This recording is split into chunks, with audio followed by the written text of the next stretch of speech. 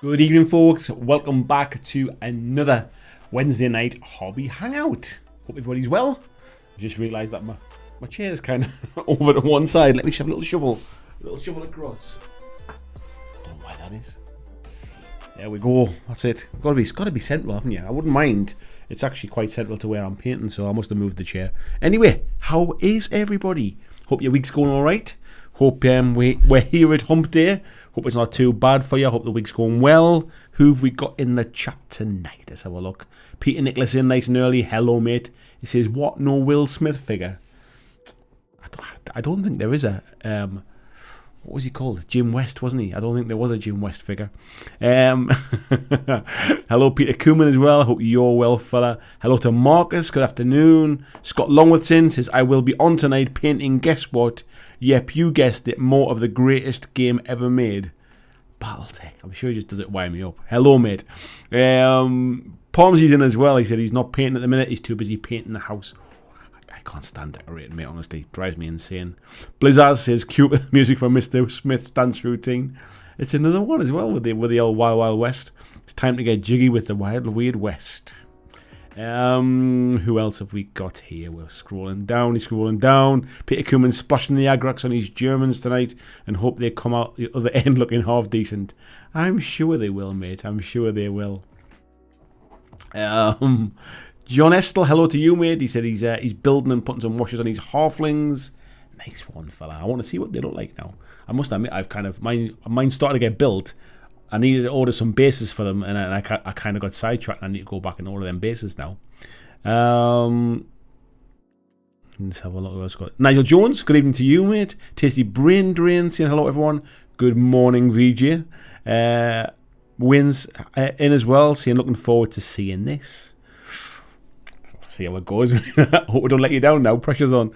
VJ saying the Dead Zone videos are looking awesome, mate. Making sure to give each one a bump with a like and a comment. I had noticed that, mate. Thank you very much. Yeah, I enjoyed doing them, to be fair.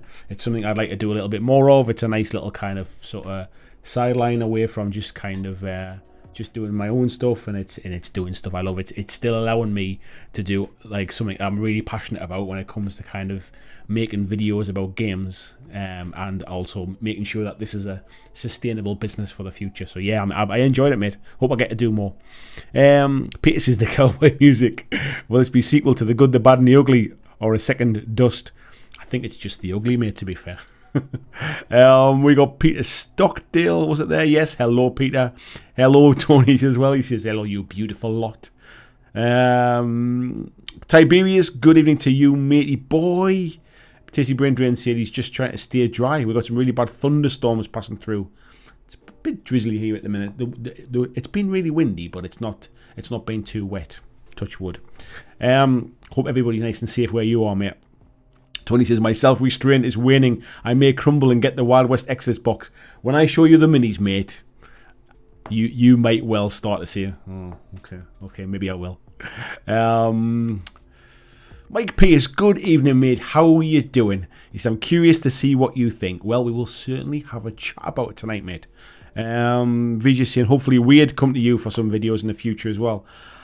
My aim, and I'll be completely open and kind of honest with everybody about this. My aim is to speak to some of those companies who are not Games Workshop size, who don't have studios, who don't have kind of multiple cameras, who don't have necessarily somebody who can edit their videos and all that kind of stuff, and offer them a bit of a kind of like a custom sort of look.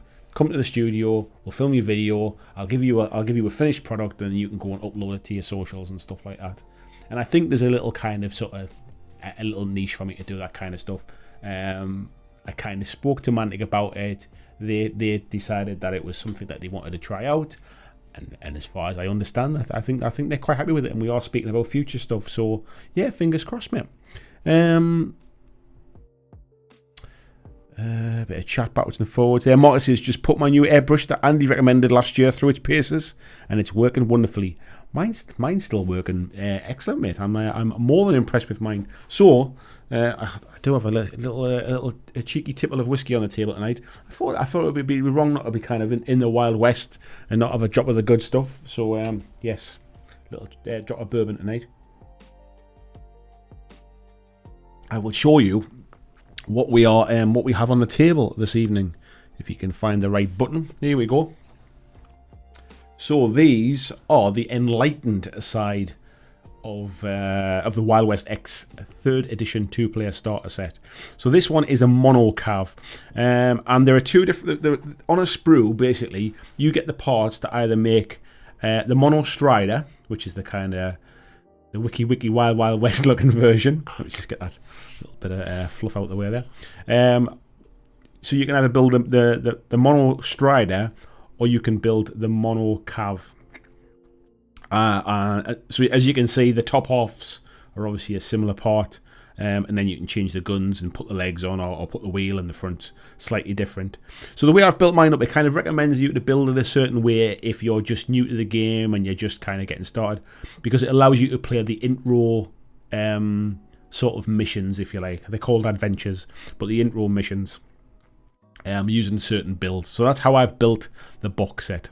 So yeah, so we're going to be painting up one of these tonight, I think, just because I'm going to be painting up this one because I've got two of those. Let me just show you the other one. He says reaching across. So I've got two of those built with slightly. You get different head options inside. I kind of moved the legs around a little bit to try and get a little bit of slightly different balance on them. But yeah, so they've got different head options, which gives you a couple of different versions of that. So you basically get 3 of this particular kit to use those. So that's those. We then also have the I forget if these are Iron Eagles. Is it an Iron Eagle? I forget now. But yeah, so these are the ones on the flying bases there, as you can see.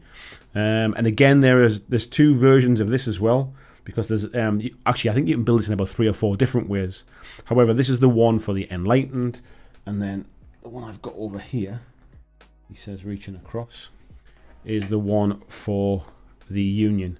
And I'm in the middle of doing a painting video on this one.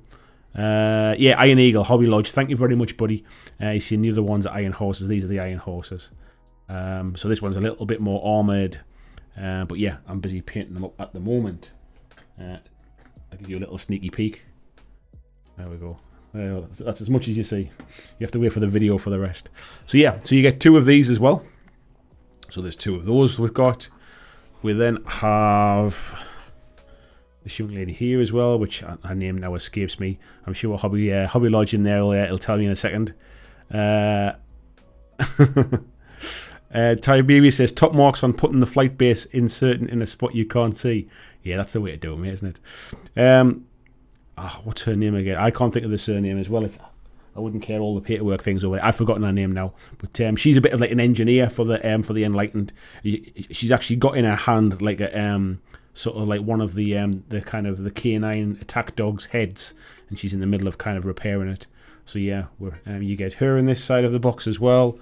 You get Smash and Grab, which is one of the faces basically. So what you have in the game is you have either commanders or bosses, depending upon whether it's a posse or I forget what the name is now. Like a kind of like a sort of a bit more. Posses are more kind of like Wild West type thing, and the other ones are kind of a bit more organised. I forget the name. Somebody will tell me in the chat, I'm sure. And yeah, this is some kind of like construct. Detachments, Brian Powell, thank you very much, mate. Yeah, detachments. So you get posses and detachments. So yeah, this is kind of like a construct, like kind of stitched together, half human, half robot. Yeah, really, really nice. She's called Emily Nagoya. Thank you very much, mate. I forgot her name. This one's Emily, the little engineer, the kind of like the tinkerer. Emily Nagoya. Yeah, and then we've got this one, and then the only one we've got left is Gustav Eiffel, who is the commander for this crew. Is very much wiki Wild West in there with the top hat on there and the blunderbuss. So yeah, so this is him, and as you can see, it's a lovely one. So what I'm going to do is I'm going to paint up one of the Strider calves tonight, purely because I can use it as a bit of a test model, because that's what I've been doing today with the Union. I did one as a test, and then I've been painting up the rest so that I can do a painting video on basically how he said. Sorry about reaching across here. I'm just moving them out the way so I don't knock them all flying tonight. So I can do a kind of like a how to paint them really, really fast, really simple. I'll give you a little taster, I think, of the paint scheme that I've kind of going for at the minute. But this is a really simple, really quick. I've got the basis to do as well, but I'll be doing a painting video. Hopefully I should get it done tomorrow, to be fair. So we'll see how it goes. So yeah, we're going to make a start on this one, and I'm going to just try and I'll be honest, I'm winging it basically. I've got some ideas in my head what I want to do, but yeah, I'm kind of winging it. If I'm being perfectly honest, we'll see how it goes. Let's have a little look in the chat as well.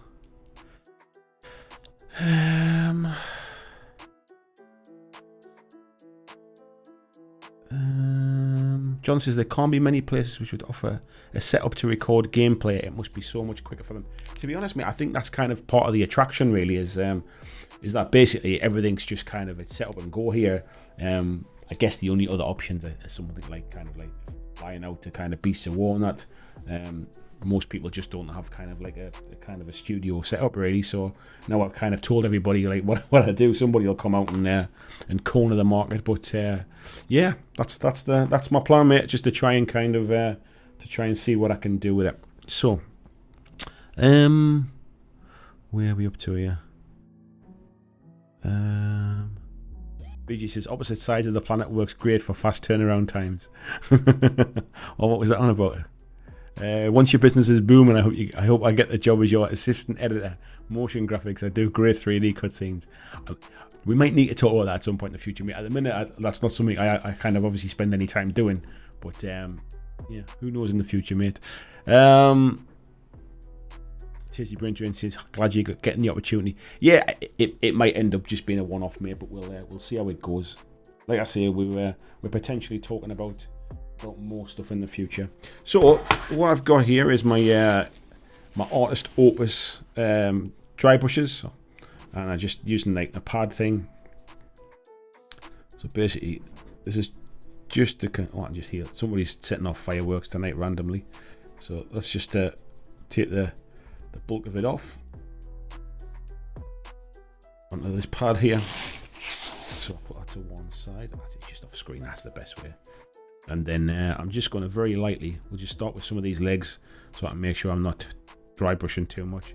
And I'm basically just going to give it this is, what am I using here? Lead Belcher. And I'm just going to basically give it a bit of a dry brush, a bit of an overbrush. Just to basically, without giving it a really heavy painting of silver. I want it to be silver, but I want it to look kind of metallic-y, and the black coming through and the little white highlight that I did beforehand just gives it a bit of a head start, and that's why these kind of the way I'm trying to do these videos basically, or the ones I will do when I come to do them, is basically it's for anybody. Like anyone can dry brush. You know, you just with a cheap makeup brush and a paper towel. Anybody can dry brush, and the idea is just to try and get some nice effective sort of finish to it without putting too much effort in, and get them on the table fast, because that's what you want to do. I mean, if you're a painter, like if you're somebody that enjoys painting and you want to do some kind of like sort of really nice kind of effects and nice paintwork and stuff, you're probably not watching a how to paint video anyway. So these are purely designed around folks. Let me move that microphone. There we go. These are purely designed for folks who basically just painting might not be the thing they enjoy that much. They just want to get something on the table fast. Tasty Princes bourbon. Hobby Lodge says, yeah, the spider calves are nice. Yeah, they are, mate, aren't they? Let's have a little. Tony says, I'll go mad with these. I'd love to see what you're doing. I'm sure at some point you'll probably pick some bits and pieces up.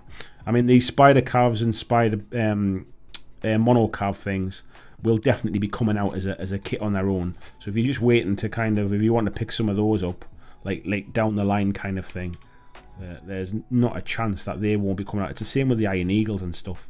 The individuals, I'm not sure about the individuals, because I'm sure all of the kind of the hero models all come on one sprue, so I can't see them potentially being split out in the future.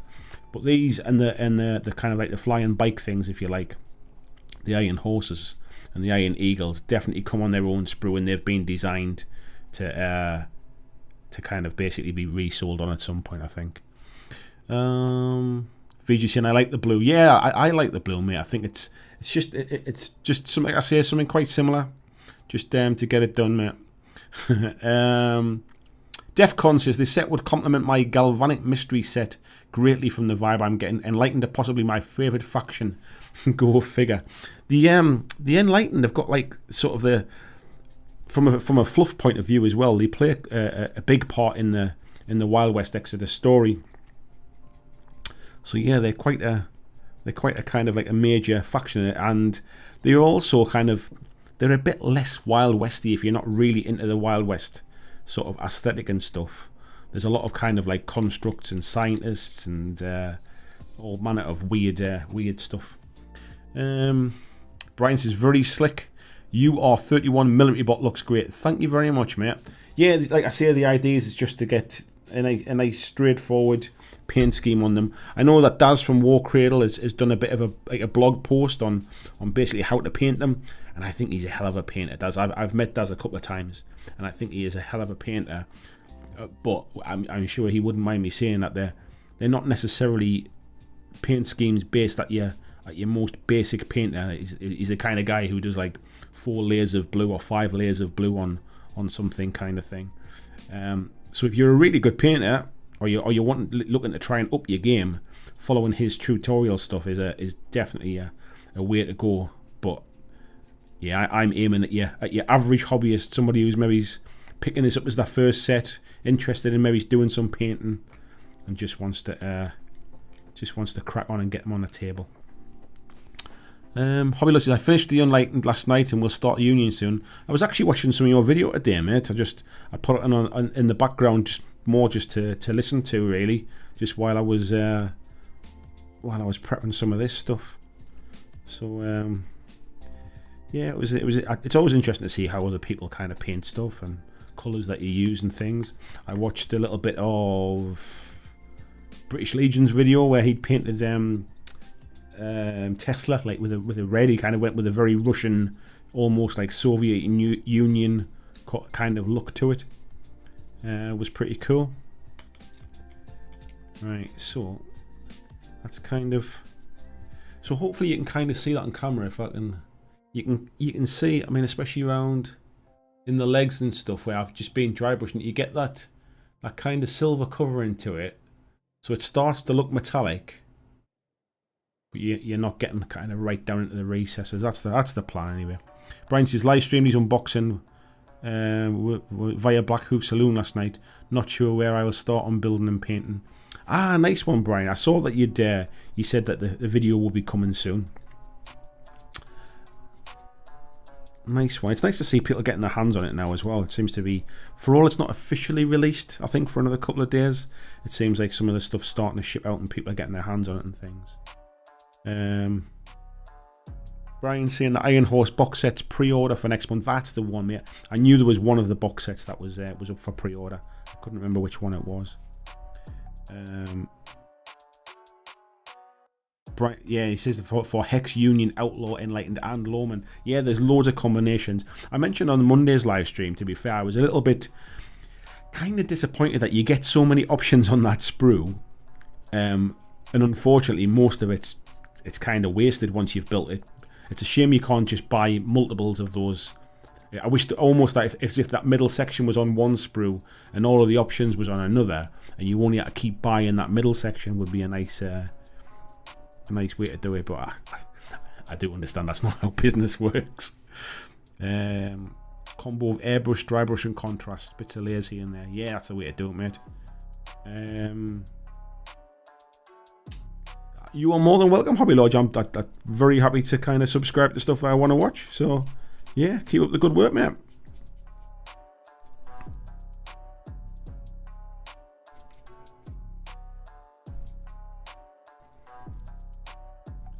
Maybe a tiny little bit more.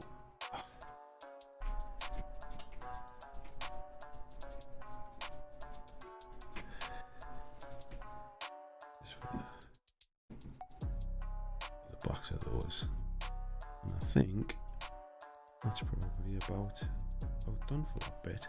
So what we'll do is I'm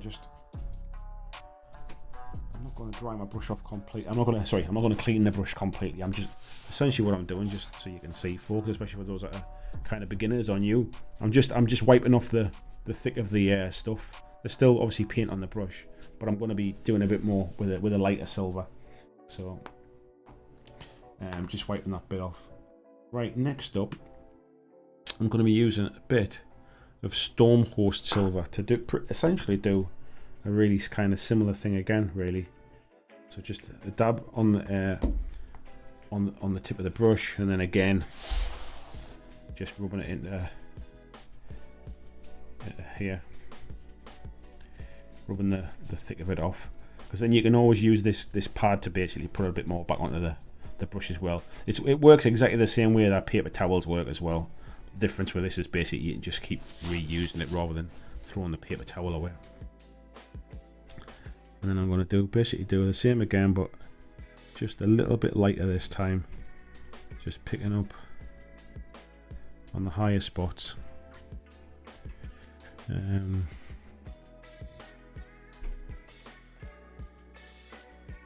Pre-orders in. I knew you couldn't resist for too long, mate. I knew you couldn't. Nicely done, buddy. Nicely done. You'll enjoy it, honestly. I know you love the painting and stuff, mate. I'm sure you'll absolutely love it. Some of the builds are a little bit fiddly, like putting the if I just show you, getting the lightning bolts things on Tesla to fit in the right place was a bit fiddly. The piece of advice I'd give you, which it doesn't say in the rule book, is, let me just point here. So this lightning bolt is basically that comes down from the back of his arm down here, and this lightning bolt that comes off the side of his leg and down here.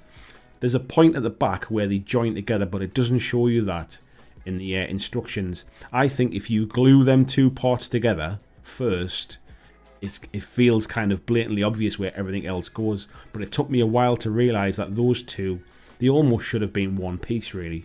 Because once you get them two piece in, it essentially holds the model up, and then this third piece here, which basically comes into the leg, you can almost just kind of slide it into place. But when you have a look at the instructions, it's a bit like, oh, like I can't really work out where they go, because these bolts around the hands are separate, and then there's these three on the ground. So yeah, when you come to build it, Tony, and anybody else who hasn't built it yet, these two lightning sort of rod things at the back, they join together, but the instructions don't show you that, so watch out for that one. Peter's saying that Tesla looks like Chaos Marine with a jump pack. He's got a little bit of Rebooty Gulliman about him, I would say, but it's like I say, it was a bit fiddly to put together, but then once it all kind of come together, it was like, oh, I really enjoyed that now. So yeah, but other than that, I would say these Tesla bots, they were a little bit fiddly because the legs and each arm is separate from the body and the head. So let me get them on screen there. They're a little bit fiddly, but anybody that's built any minis kind of in the last 5 years will kind of like, you know, they go together fine. Where were we up to there? Oh, Tony's saying he's painting up the Wrath of the Nautilus crew at the moment. Yes, not your first rodeo, mate, there. Yeah, Hobby likes to see those bolts are a pain. Yeah, exactly, mate. Exactly. VG saying like Stormcast, but actually cool looking. Yeah, I wouldn't disagree with that, mate. To be fair. So yes, we've got the bulk of we've kind of got that silver on now as a bit of as a base, and all I'm trying to do is basically I'll come in a bit later on with a little bit of another highlight of silver. We'll be doing other bits and pieces as well, but yeah. So that's the start of it. I do, however, have to just wash some of this out now before it. All I'm doing is just dipping it in some water. I've got my Master's brush soap. Should have cleaned the brush before I put it in the soap, to be fair, but so get some soap and then just wash it out. And then basically all I'm doing is just getting the paper towel and cleaning it out. I should have wiped the bulk of it off before I started, but luckily we've got plenty of paper towel tonight, so. Vijay saying, I can't look at that spider and not have Will Smith playing in my head. They're the worst songs to have playing in your head, mate. They're the worst songs. I actually don't mind Wild West, or Wild West even. I actually don't mind it. I think it's alright, Phil. But then I'm all about that kind of just switch your brain off, enjoy a film for what it is, a bit of popcorn fun. Hobby Lodge there saying Emily's a bit of a fiddle too. Her legs and skirt and belt is 6 pieces, so trying to hold that all together is fun. I'm trying to remember now. Maybe I blocked that out. Yeah, some of it is a little bit fiddly, and I must admit I was kind of. I think I kind of managed to do most of it. It was the oh no, it's the Union Bell, mate, isn't it? Where I skirt it like in like the little tab at the front, the tab at the back, the skirts, the legs. Yeah, I think it's the Union Bell one, and because she stands on one leg. Like it's hard even just to kind of stick it, to stick it to the base or whatever. But, right. So next up, we're going to do a little bit of we've got Rune Lord Brass here.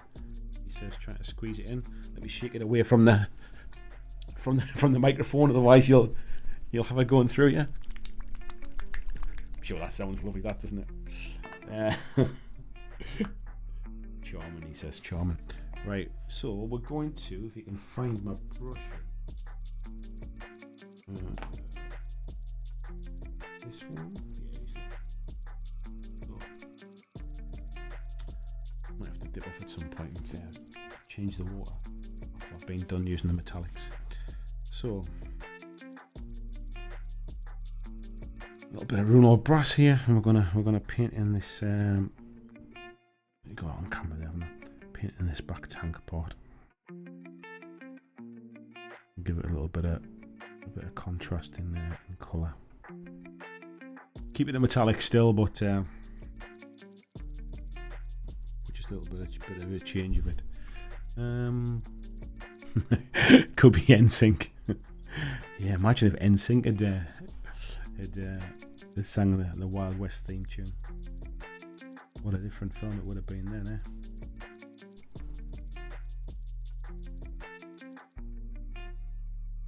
Right, so I'm just gonna fill this in. Well, the postman arrived today. My Hulkbuster and my Miss Marvel turned up in the post. So that is awesome.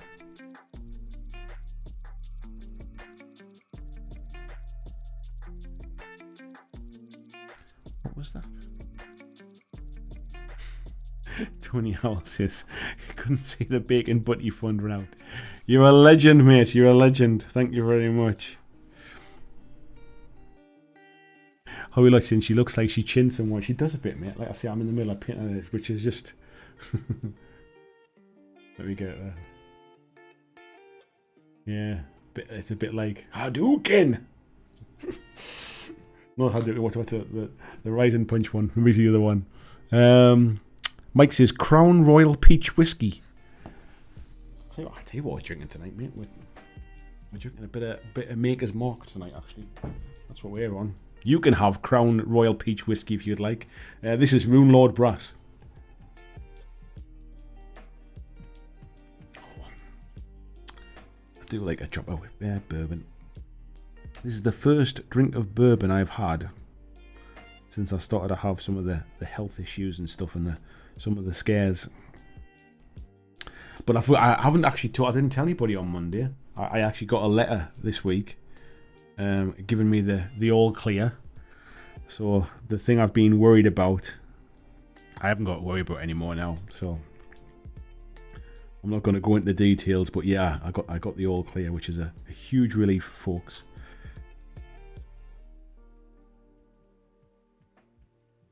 So yeah, so I'm celebrating with a glass of whiskey instead.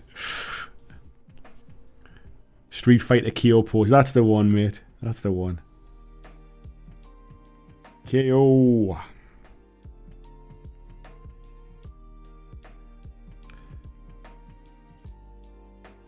So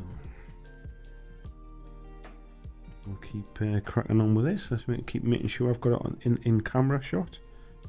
Curse of a streaming painter.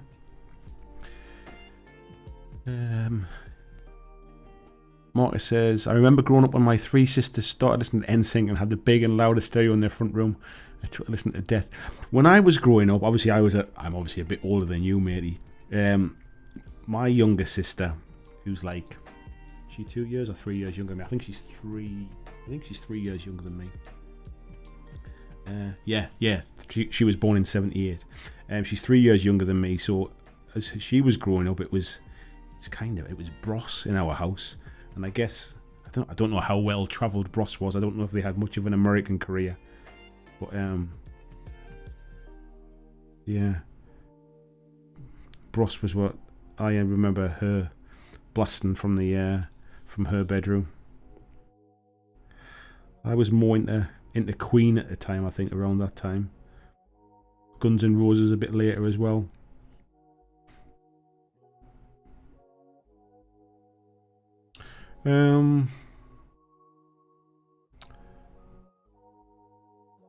Blizzard saying, yeah, glad to hear it. Yeah, honestly, mate, it's been a bit of a scary time for a while. It was the thing that kind of knocked me for six, really. It's why I ended up kind of not really doing much on the videos and stuff. My mind just wasn't on it. I kind of, because it was quite serious at the time. Like the things they were testing me for really had me worried. But yeah, I've had like a million tests and stuff, and the last ones all just came back with the all clear this week. So yeah, I'm back in the game. So instead of deciding to look after myself, I'm taking it as a near miss and I'm having a whiskey. Tony is saying, what's the coppery colour? What paint is it? It is Citadel, mate. It is it's a base paint, Rune Lord Brass. I think it came out when 9th edition launched as one of the Necron colours, mate. It's nice, isn't it? I assumed I'd be putting a wash over the top of it, so I wanted something quite light before I kind of wash over it. Tony says the Goss brothers achieved more fame in their acting career. One of them did, mate, certainly. The other one, Matt Goss, who was kind of like the main singer dude, had a pretty decent career. He had a residency in Las Vegas, because when I was there, he was singing at Caesar's Palace. He had his own. You know how like people like Elton John have their own kind of like theaters and stuff like that in Las Vegas where they do their shows. Celine Dion and people like that. Well, he had one in Las Vegas as well. I mean, it was more of a kind of like a cocktail bar type thing, but he used to sing kind of like sort of Frank Sinatra type stuff and things like that. But by all accounts, he was a big hit in Las Vegas. So yeah, he had a singing career which continued. But yeah, Luke Goss, the brother, was in Hellboy 2 as the main bad guy. He was in was he in a film called Confessions of a Hitman or something like that?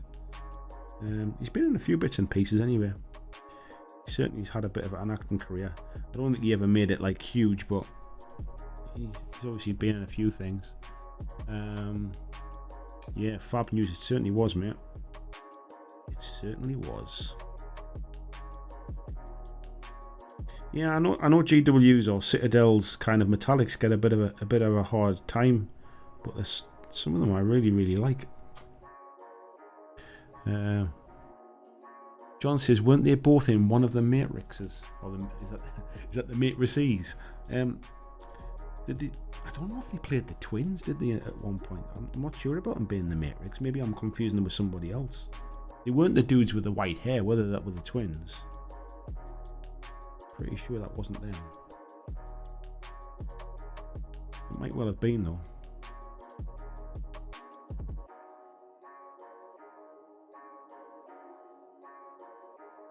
But yeah, the last time I was in Vegas, or the last few times I was in Vegas, Matt Goss had I think it was called the Gossy Rooms, where he played it, and it was in Caesar's Palace, right at the back of the casino, next to the Gordon Ramsay restaurant. And it looked fairly impressive. So yeah, so I'm just picking out some little kind of bits and stuff just to break up the block of silver.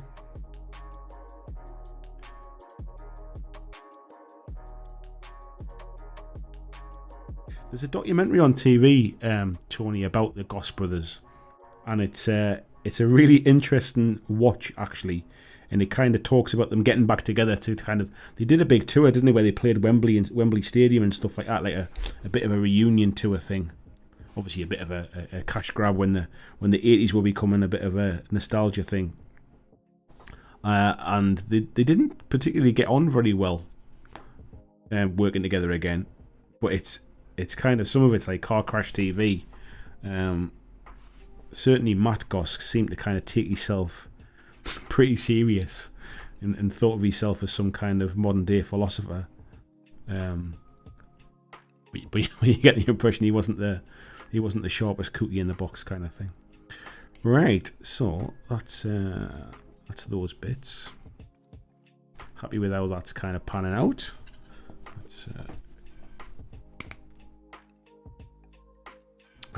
Tony says the twins in the Matrix, the builder types were one of the big. It was from one of the what was it called again? One of those with Anna Ryder Richardson and all that kind of stuff. A bit like all the where everything was made out of MDF. You're right, mate. I remember that now. It was one of those shows, wasn't it? Right. I don't think I do want to wash over those bits yet. Right. I think what I'm going to do is now, again, we're keeping it simple, so we're moving in with the contrast paint. So the theme of this is going to be it's going to be red. So wherein this one, this faction is blue. I'm going for the age old red versus blue. It'll stand out on video for videos and stuff like that. So, but however, there's not a lot that I wanna keep most of it metallic-y, kind of sort of silver and bronze or brass. So his little kind of armored vest and his helmet, that's what we're going to go red with that. Changing rooms, John Estel. I tell you what, mate. I knew you were a pal for some reason, mate. That's what it is. An aficionado of daytime TV.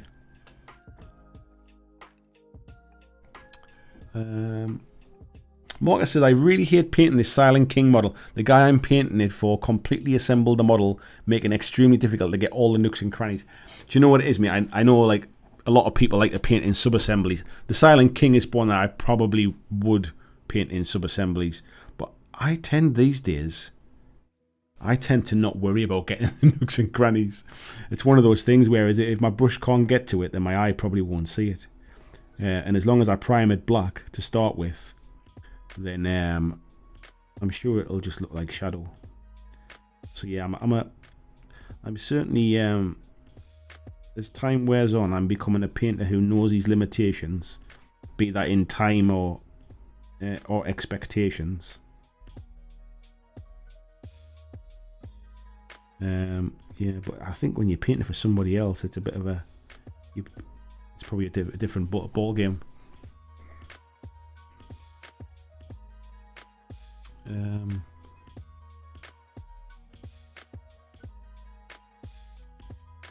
Andy Smith says, yo, the Smiths are in and we're hobbying. Nice one. Hello, Smiths. I tell you what, this bloody lid keeps closing on this contrast paint. I do like the contrast paints having these pots so you can just dip the brush in. But I hate it when the lids don't stay open.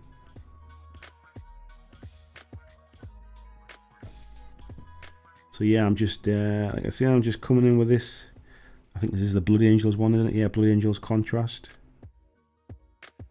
There's some of these contrast paints, I love them purely for like the pigment and just the finish they give. Not as a contrast paint as such, although painting over metallic, like painting over a silver, for example, or painting over a bright gold, they give some really, really good effects.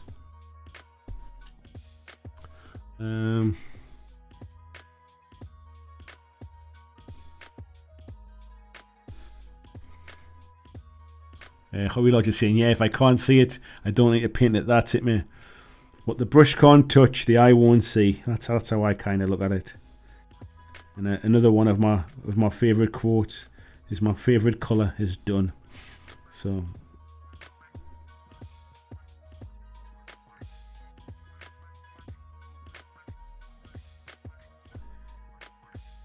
Yeah, and we'll get in, we'll do his helmet as well. Just get a nice little splash of red on it just to tie these all together. I don't know if you can keep hearing that on camera where you keep hearing this. Hobby Lodge just saying, yeah, you've probably done this contrast over silver from an airbrush, gives you a nice candy effect. Yeah, I have done it, mate. The problem being, there's not many models. Oh, my God. There's not many models big enough, really, to take advantage of it. However, I will be doing that with my Hulkbuster, I think. Because I think doing that with the red and then basically coming back in and like blocking in the gold areas, I think is probably the way to paint that. Looking forward to doing that, actually.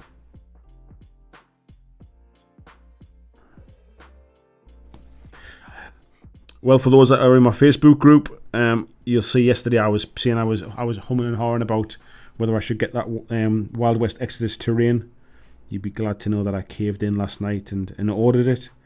So I ordered the new Retribution set and the house as well that goes with it. So the plan is at some point we'll have some, when I get these all done, we'll have some nice Wild West Exodus videos to look forward to as well. But I don't really have a lot of Wild West terrain, and I think I was talking about this on a live stream recently. That it's fine, kind of 3D printing this stuff, but by the time I buy all the files, because the files, like for example, the stuff I've bought for Marvel Crisis Protocol from Corvus Games Terrain is like sort of, it comes, maybe it says like £10 or something like that for the files, and you get like loads of different buildings and stuff. But the Wild West stuff comes as individual files, so they're kind of like the saloon thing that I've got there was, I think it was like about £8 or something like that, and it's one building. And then the church is about £10 and it's one building. So by the time I buy all the different files, it's probably going to cost me about £40-50 for the files to get 4 or 5 buildings, and then I've got to print them, which obviously which it takes it's got to cost in PLA plastic, which might be another £30-40 or something like that. And then I've got to kind of paint them up and stuff.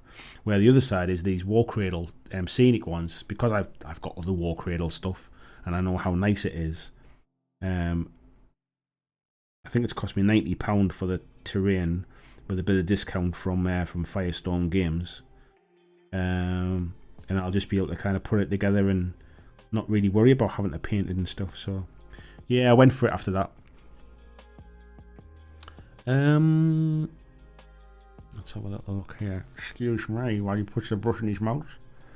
Busey says masking tape on the top of the lid. I think it's just that, you know, sometimes got to bend it back that little bit extra. It's just when the lid's got contrast painting, I don't want it running all over the place. Right, so next up, I think what I'm going to do next, do I want to wash over any of that brass stuff and then highlight it back? I kind of feel like it should be a bit more gritty and a bit more dirty. I think it looks a bit fresh at the minute. So yeah, we'll do that. Right. Jill Monroe, how the devil are you, my friend? She's just in from work with very soggy feet. I really hope it's raining outside, Jill, and you haven't just been doing some strange things at work, have you? Is the library flooded? Hope you're well anyway. Just clean that brush off. Contrast paint gets right into the bristles. I love how I'm using like the cheapest brush in the world for painting the model, and then when it comes to putting contrast paint on, the Winsor & Newton comes out. That's a bit awesome about it, isn't it? Pardon my French.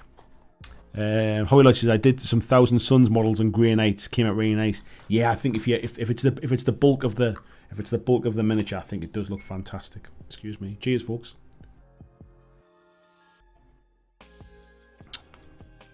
Marta says the problem is I can see everything.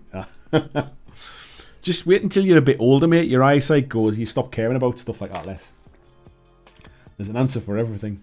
So I think what we'll do is we'll go with a bit of Agrax over that kind of brassy colour, just to pull it back a little bit.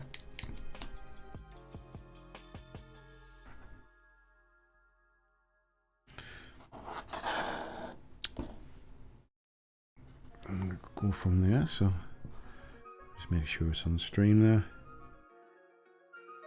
I'll just use this just to gritty it up a little bit. We're going to paint inside these little these gaps in here, which I've kind of left like silvery black. We're going to paint in there, kind of make it look like it's glowing a little bit.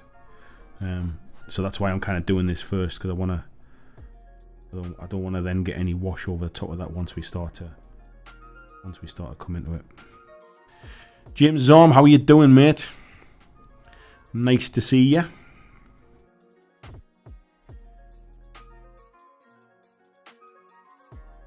Let's scroll down a bit here. Says, what's up, Andy? Hope you're doing well. I'm doing very well, mate. Thanks very much. I'm doing very well, buddy. I'm having a cheeky whiskey. I'm painting these awesome models. I'm hanging out with you lot. Feeling pretty chilled tonight, I'll be honest. Feeling pretty chilled. I've actually been painting all day as well. It's after doing so much editing, I thought I'll have a day off from the editing and I'll make a bit of progress on the painting video. And my back was killing me when I stood up at tea time to start having dinner with the family. It was like, oh, I can tell I've been leaning over like in an uncomfortable position all day painting. So I went and had a bit of a soak in the bath, soak my aching bones, and then straight back out here for you lot. Straight back to it. Glutton for punishment. There we are. Everyone having a bit of a chat there. How looks, I'm using a bunch of TT Combat Wild West buildings. It's okay, not the quality of War Cradle. Yeah, I mean it's for the money, mate. It's a great shout. It's a great shout. I've already got some War Cradle buildings. But I must admit, when I saw these ones, it was like, it'd be rude not to, wouldn't it? I'm really fortunate, like, because of what I do now, like doing this for a living. Companies obviously send me bits and pieces, so the amount of money that I used to spend on hobby things, or the amount of money that I do spend on hobby stuff now, has obviously gone down quite a bit because a lot of stuff gets sent to me. So kind of, yeah, buying those buildings and stuff almost feels like kind of a nice compromise, I suppose. Treating myself.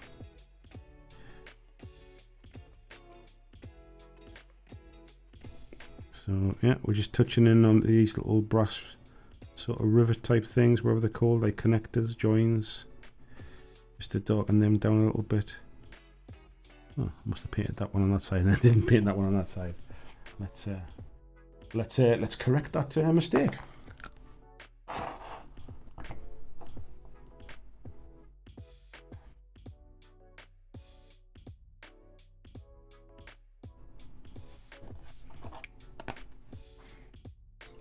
Obviously I won't put wash on that yet.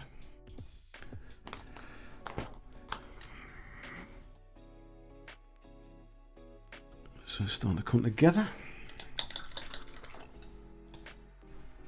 Alright, next up, deciding what colour. I feel like these, let me get the brush so I can point these out. I feel like these kind of look like, you know, like sort of like crushing kind of balls that would rotate on each other type thing, that would like kind of like mangle stuff up. I feel like that the eyes being drawn to them and they should probably be red, but I don't know if it would just look weird. We'll do them red. What's the worst that happens? I can always paint them silver if I don't like it.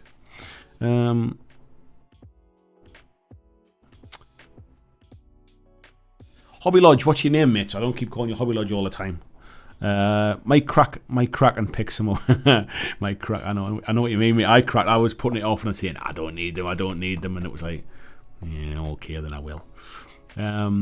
Jill saying, I've got some Wild West terrain in the works for November, but scratch built. Very nice. Yeah, I've mentioned many times, I'm not really a scratch builder. It's not my forte. I'm not really a terrain maker. It's one of the reasons why I bought my 3D printers, really, for terrain and stuff, because I'm loving using the 3D printer to like sort of to ratchet up the amount of terrain I've got in the collection now. But it's a lot of it's dependent upon the cost of files and stuff as well. I don't get sent files and stuff like when it comes to terrain. That nobody sends me any files. All of the stuff I've printed off, I've bought myself. So it's just weighing up the options, really, the cost. Yeah, I feel like it needed that bit of red there. We'll brighten it up as well once that dries, but we'll use that as the kind of the bulk of it.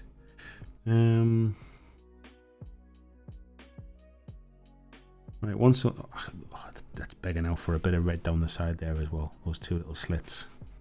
I just like the idea of kind of having this like red as an accent colour. Let's make sure we've got it on the screen there. Just to kind of give it something to make it pop. Because what we'll do is obviously across the whole army, red will be the colour that ties it all together. So it's nice just to have these little spots together. It's just a little trick to kind of make it feel cohesive, really. So that's that.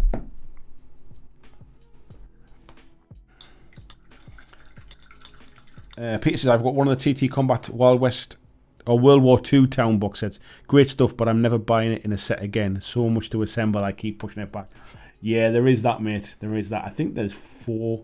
Is there 4 or 5 bits of terrain in the set that I've bought, which will be enough for like a full table, really, and keep it feeling all quite thematic.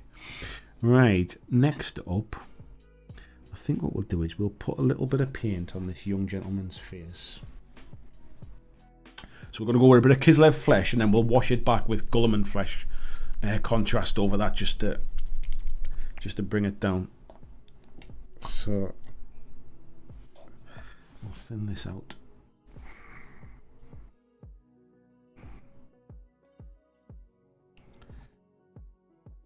Thin that out and then get it on there. Tony says, no, I'm definitely not going with the terrain. I don't care how gorgeous it is. I don't have the space for it. Yeah, luckily space is kind of not necessarily too much of an issue for me. But yeah. Jill saying, no, mate, I watered them, so I might grow taller. As long as there's a reason why your feet are wet. Just being water in my feet.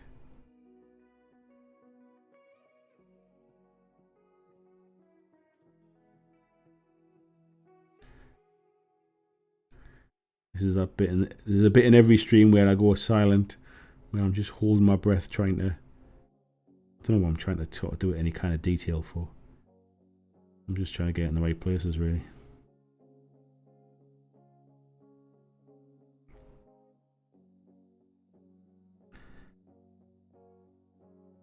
There's all sorts of bits of like pipes and things like that.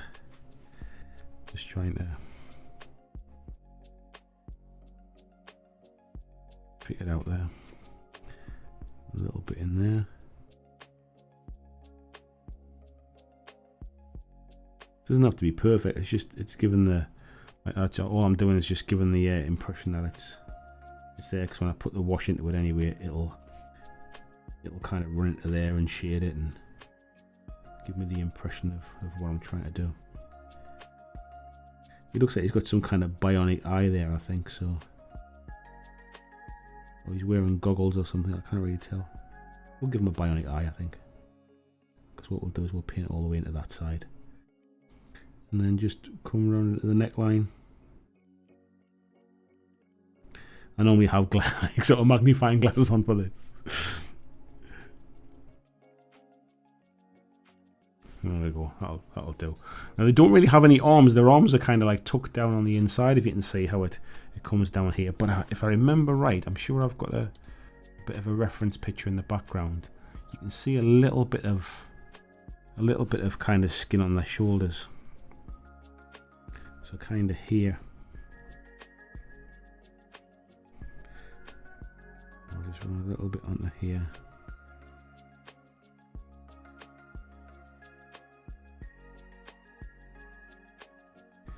We'll say that that's a bit of sort of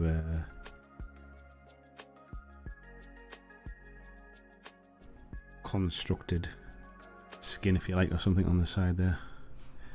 We'll do the same on this side as well. thin it down a touch. Where we hope. Peter says, don't get me wrong, I love the TT Combat set, but a box full of MDF kits and every single instruction book separate to discover by yourself on their site is daunting. Does the TT Combat stuff that I've had in the past, mate, comes with the oh, does it? Or am I mixing it up with the War Cradle stuff? The War Cradle stuff comes with the instructions in the kit, but it's also on their website as well. At least it's not like the battle systems stuff. I'm a fan of the battle systems terrain stuff, the card terrain, but the problem is they don't have any build instructions. They've done a build video for each one, which is really, really helpful. But the problem is you have to find the video, and then you start playing, and then you pause it, and then you build them bits, and then you've got to play a little bit more, and you end up rewinding it because it might be edited in a way that you're not really quite sure what they did, or you start doing too many bits at once. So you're constantly rewinding, and it must be great for their audience retention on their videos. But I don't like building stuff like that from a video that way when it comes to that sort of kit. I wish they had a better way to do it. Right, bit of skin on there, that'll do me.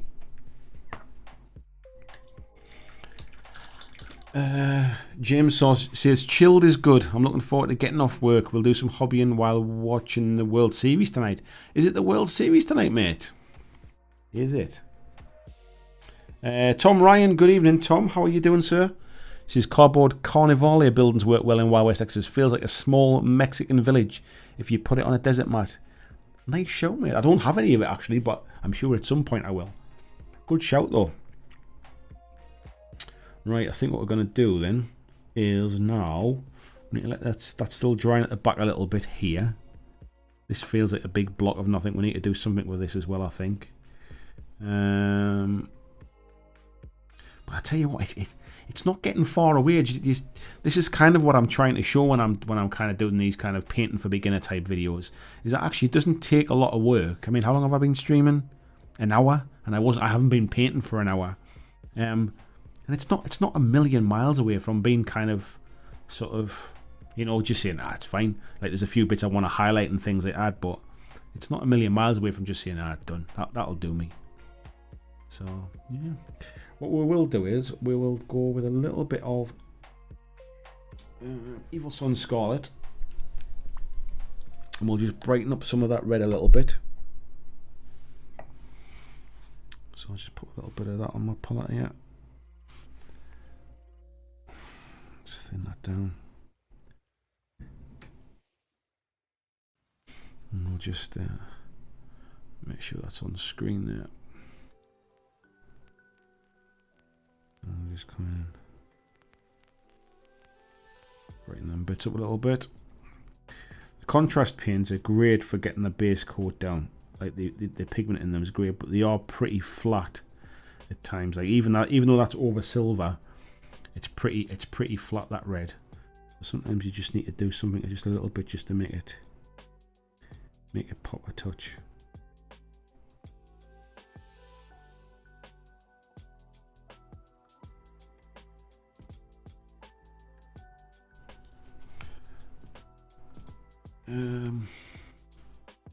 Tony second, build Dunsmouth in its entirety if I had the space.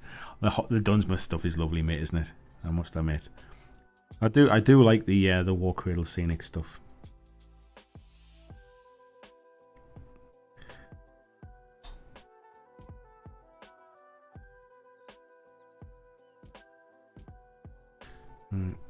Just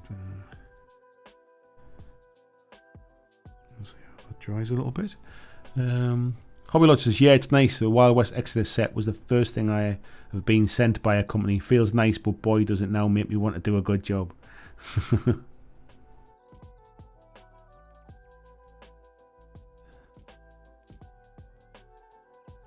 No, it's nice, mate. Honestly, I mean, you shouldn't like. I remember I'm saying that. I remember the first time I got sent anything, and you do kind of like feel like, oh, like I've really got to, you know, I've really got to put the work in now, and like, you know, it's nice. At the end of the day, like they obviously see something in you that makes it worth worth them sending you a set out kind of thing. All they want you to do is just be yourself. They like what you do already, kind of thing. You know, they're obviously interested for you to just, you know, if you're interested in it, then just you know, just do what you do, kind of thing, really.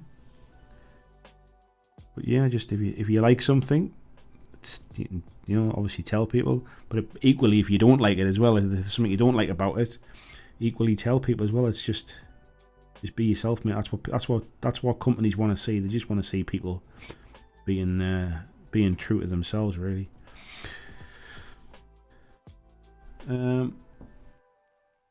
So Martin, that's your name, mate. Hello, Martin, mate. So am I right in thinking that most of your stuff is on Twitch, mate? Is it? I mean, obviously I've picked up some stuff from YouTube, but I assume that the videos I've been watching have been kind of restreamed or like pre-recorded from Twitch and then pop onto YouTube. So is Twitch your kind of your main thing? Is that where you do your streaming from?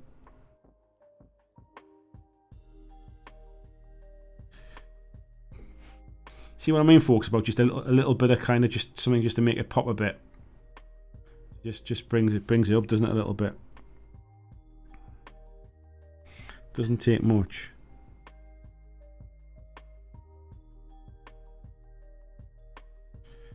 Right, looks like the brassy bits are starting to dry out a little bit there now. So what we're going to do now is we're going to go with the Wraithbone, and I'm going to paint Wraithbone into these gaps along here, because then what I want to do is I'm going to come in with some contrast paints. I'm going to come in like with an orange and a yellow and a red, and I'm just going to kind of blend them in so it's got a bit of a glow across it. They're doing it the cheating way for somebody that doesn't do wet blending.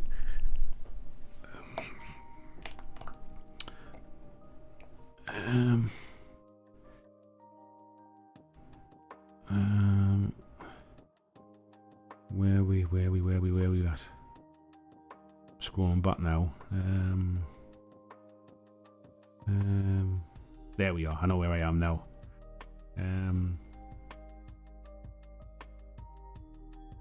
Oh, Jilson, yeah, mine neither, but pennies forced my hand. Managed to get some nice inspiration. That'll encourage me. No, I completely get that. I didn't mean to be kind of sort of flippant about it. It's more just the fact that it's not my skill. I'm not good at it, and I don't enjoy it. And if there's any other way, like I have scratch built stuff in the past. There's a video on my channel about me building tents for The Walking Dead. So I have done stuff in the past, but I'm not good at it, and I don't enjoy it. But I know some people are awesome. I mean, there's so much resource out there now with YouTube. There's so many resources out there of kind of helping folks, you know, scratch building things. Some stuff I would like to probably. I appreciate that it looks weird on your screen because I've turned it upside down. Some things I would like to try and scratch build is some of those, you know, when you kind of get the layers of foam and you kind of you put them on top of each other to build up that kind of like western kind of like rocky outcrops. I wouldn't mind building some of those. Scott says, is the Elgoo PLA printer a decent printer out of the box, or does it take a lot of tweaking to get some good prints? Everything I've printed, mate, has been completely out the box. I've not done any tweaks to it. It comes with like a, what's the software? I forget what kind of software it is. Is it Cura? It might be, or is Cura the resin one? I forget now, mate. But it comes with the slicing software. All I've done in the slicing software is I've obviously imported the files I've got. I've turned up the speed because I found that it could go a bit faster without any issues on the prints. I turned up the speed and the settings. Although you can just do that on the printer itself, you don't even have to change the settings in the software. You can actually manually just turn the speed up in the printer. But yeah, I paid like £150 for the printer, mate. I don't think it's available anymore now for £150. They've got like an updated and upgraded version now, which is about £200, which is still good value. But I'll be honest, it's like the one I've got is it's never missed a beat. It's still printing now. I've been printing off that Marvel Crisis Protocol terrain stuff, the subway thing I was doing for like a longer term project and video, and it's honestly been printing 24 hours a day for about 5 weeks now. Just printing file after file after file. It has never missed a beat. I've never had a failed print.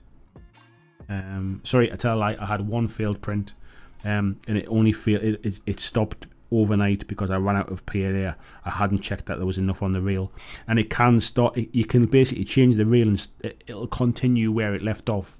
But I pressed the wrong button basically, and I screwed that bit up, so I had to reprint that file. But that was no fault of the printer. That was definitely user error, that one. But yeah, the printer out of the box, mate. There's a little bit of assembly when it comes. You kind of have to build it up, but it took about half an hour to build, I think it was. That was all. And it's printed like a dream ever since. It's printed like a dream. And I think in the next day, I should have printed all the bits I need for my subway board, so I can start recording the video then. Because I obviously want to record the kind of the assembly and the painting process and that kind of thing. I didn't want to spend too much time on the actual print parts. Right, so that's just a nice thin coat of wraith bone in there, just to give me a light base to build up from.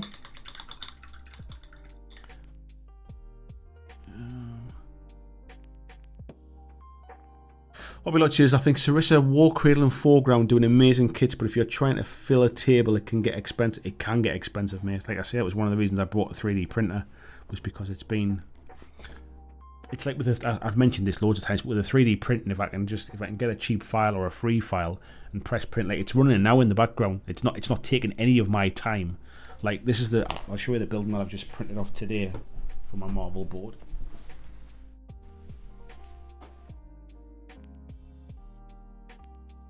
So I've just printed this. Let me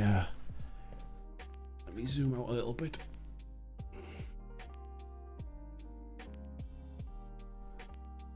Move some of these things out of the way. Oops. Forgot that wasn't fixed to the flight stand. So this is like a little newsstand that I printed off. It came in 3 pieces, so it prints off the lid, this little bit here, which is like the shutters. So I actually printed that off on the print bed like that, and it just printed off the whole thing for me in one go. And then basically once it's all printed off, this little shutter part just goes, as you can see there, just drops in there. It's a nice tight fit. Just push that into place, and then on the bottom side of that you can see where it's got the little clip things that basically fit into there. And then there's the little newsstand for my subway board. So it's currently printing off. There's the little shutters down the side, windows at the back, and a door in the side as well. And it's currently printing off another one of these. So I'll have one I've got like 2 like train tracks, if you like, in there as well. So with one either side of there.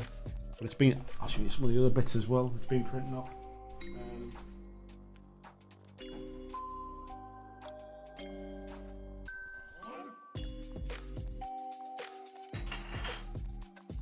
It's been printing off some of this kind of stuff as well. So this is like a staircase, like with a little exit sign on the side there. I don't know if you can see that. I'm just waiting until it gets on my screen there. So with the staircase down there as well, that just prints off as one big block. And then there's a set of escalators there as well. They all again, that just prints off as one big block as well. And then I've got these little kind of sort of like metal like girders, so they basically go on the top of the board, just to give an idea of kind of girders holding it up. And especially with games like Marvel, where kind of like you can throw things around, you can throw the terrain around as well, so these are great to kind of like to be removable bits of terrain and stuff as well. So yeah, It's that's the kind of stuff I've been printing. Right, let me get back to zoom out this a little bit. Just give that a few more seconds just to dry off a little bit in the corners, and then we'll start blending in our kind of like glowing orangey red kind of thing in the background. Let me just pop back to here a second. I'll have a chat and see what people are chatting about while I have 5 minutes. Jill said, on the plus side, I managed to get a really good deal on a board game I wanted for a long time and managed to track down some of the highly illusion hazelnut whispers with soggy feet. Nice one. What board game was it, Jill? Jill said, yeah, TT Combat box set I got had 14 kits in and only online instructions. I think the last things I bought from TT Combat were my paint racks. So yeah, it's been a while since. I must admit, one thing I don't like about the TT Combat stuff is that kind of like the engraved card that you get that sometimes goes on the roofs and stuff. I really wish it was MDF. I wish it was a bit more robust. It's not the strongest of stuff. Yeah, Scott's saying it's on their website. Yeah, I think I was getting mixed up with the War Cradle stuff. The War Cradle stuff comes with it all on sheets. I think I'm pretty sure it all comes on sheets. I could be wrong now. And Tizzy Brain Train says, yeah, Game 2 of the World Series. I'm not a huge. I've not really don't really understand baseball too much, so I've never really watched much of it. But hope your team win, mate. That sounded like the least sportsman-like, as if I knew nothing about sport. Yeah, go your team kind of thing.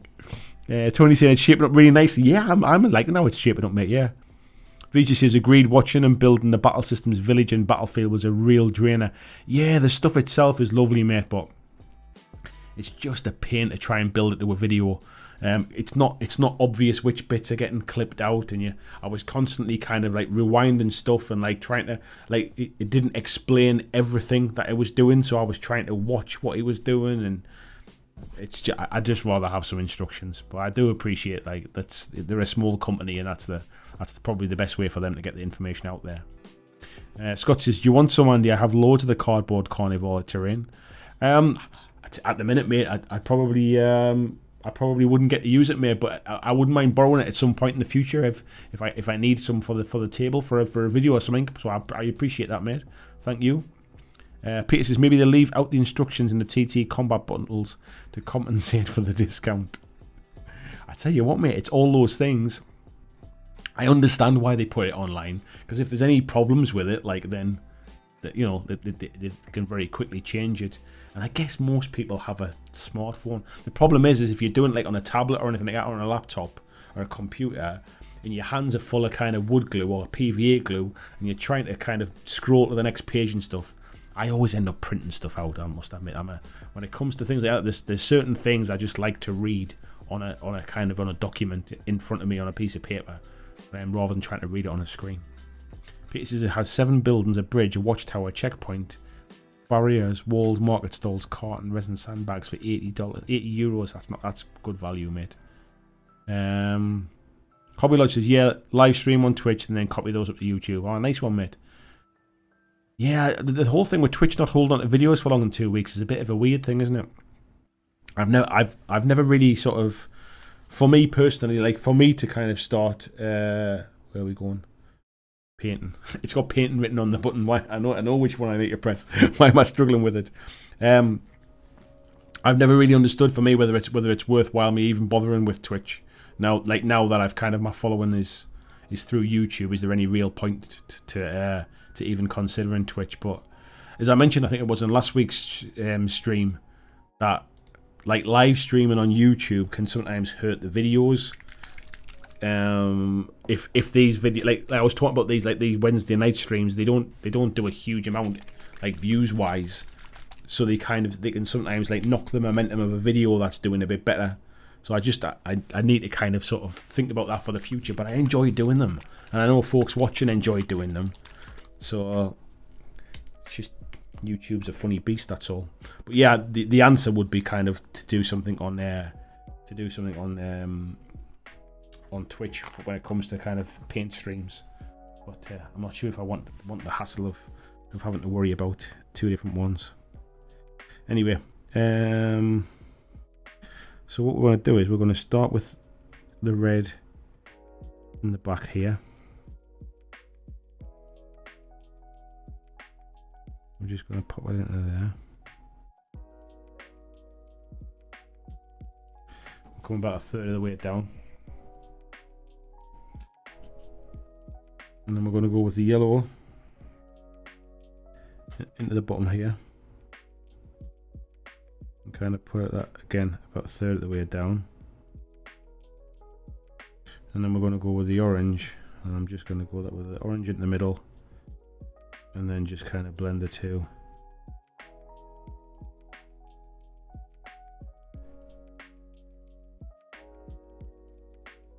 I'll try and just blend it in a little bit. And we'll just keep building it up and see how that goes. I've never done it before. I'm just trying it now for the first time. We'll probably end up painting over the top of it, but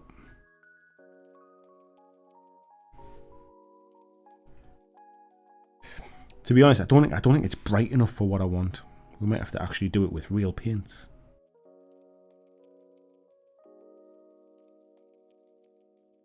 It's starting to get there now, to be fair, with a little bit more in there, a bit more in the orange, kind of bleeding into that red now a bit.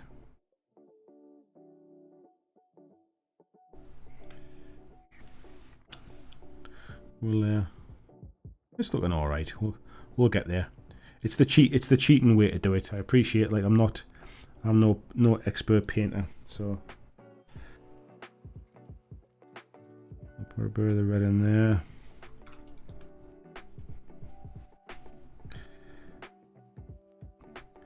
I'll put a bit of the orange into there. Bleed that in. And a bit of the yellow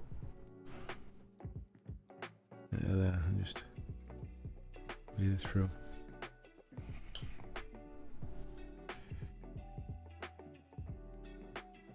A bit more like yellow in, I think, just to brighten that up. Probably a bit too much in there on that one. It's just.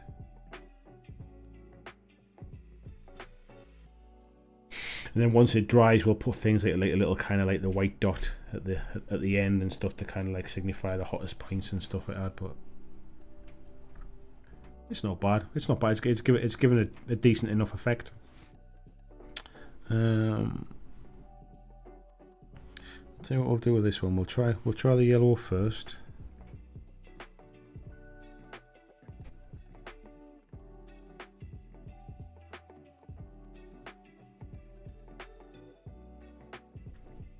And then we'll come in with the orange.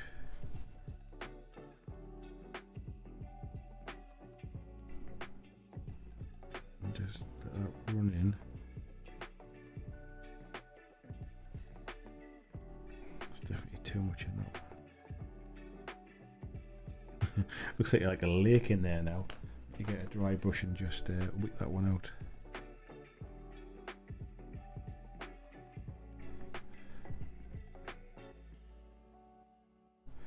Way too much around into that one. I'll try that again. Bit of yellow in there, and then we'll come in with a bit of red.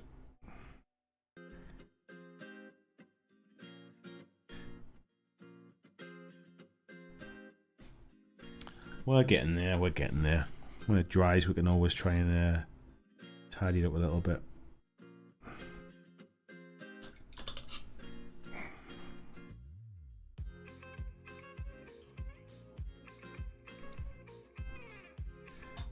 Spit out a bit of that one. Get a dry brush again.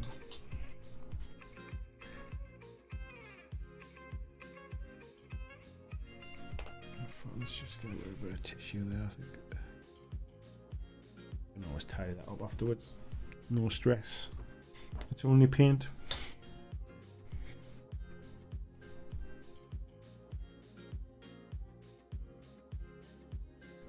You know, let's go back and get that, but it's not doing too bad.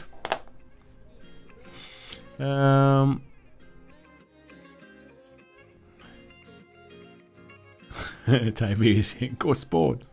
Yeah, mate. Where are we?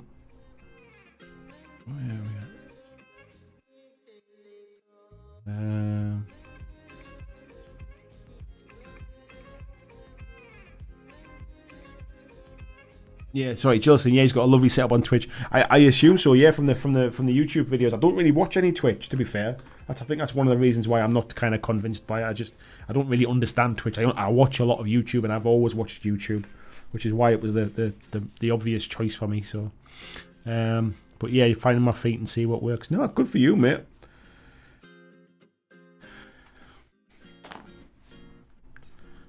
What was I just looking for there? I was looking for my whiskey. Excuse me. I'm gonna top it up. Actually, that's what I was about. That's what I was looking for. The bottle.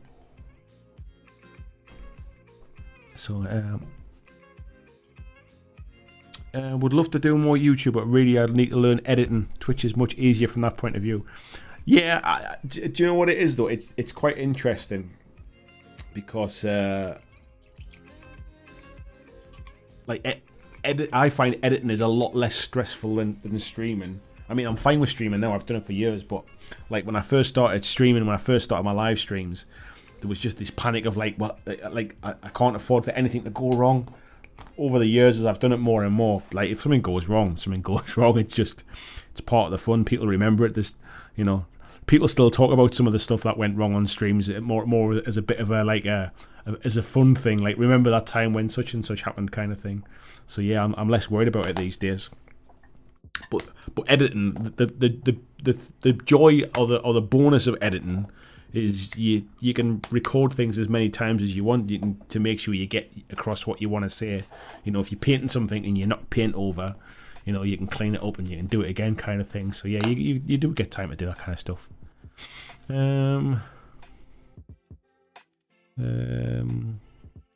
Yeah, my printers are considered old now, but they just work using an Anycubic i3 and an Elegoo Mars Pro.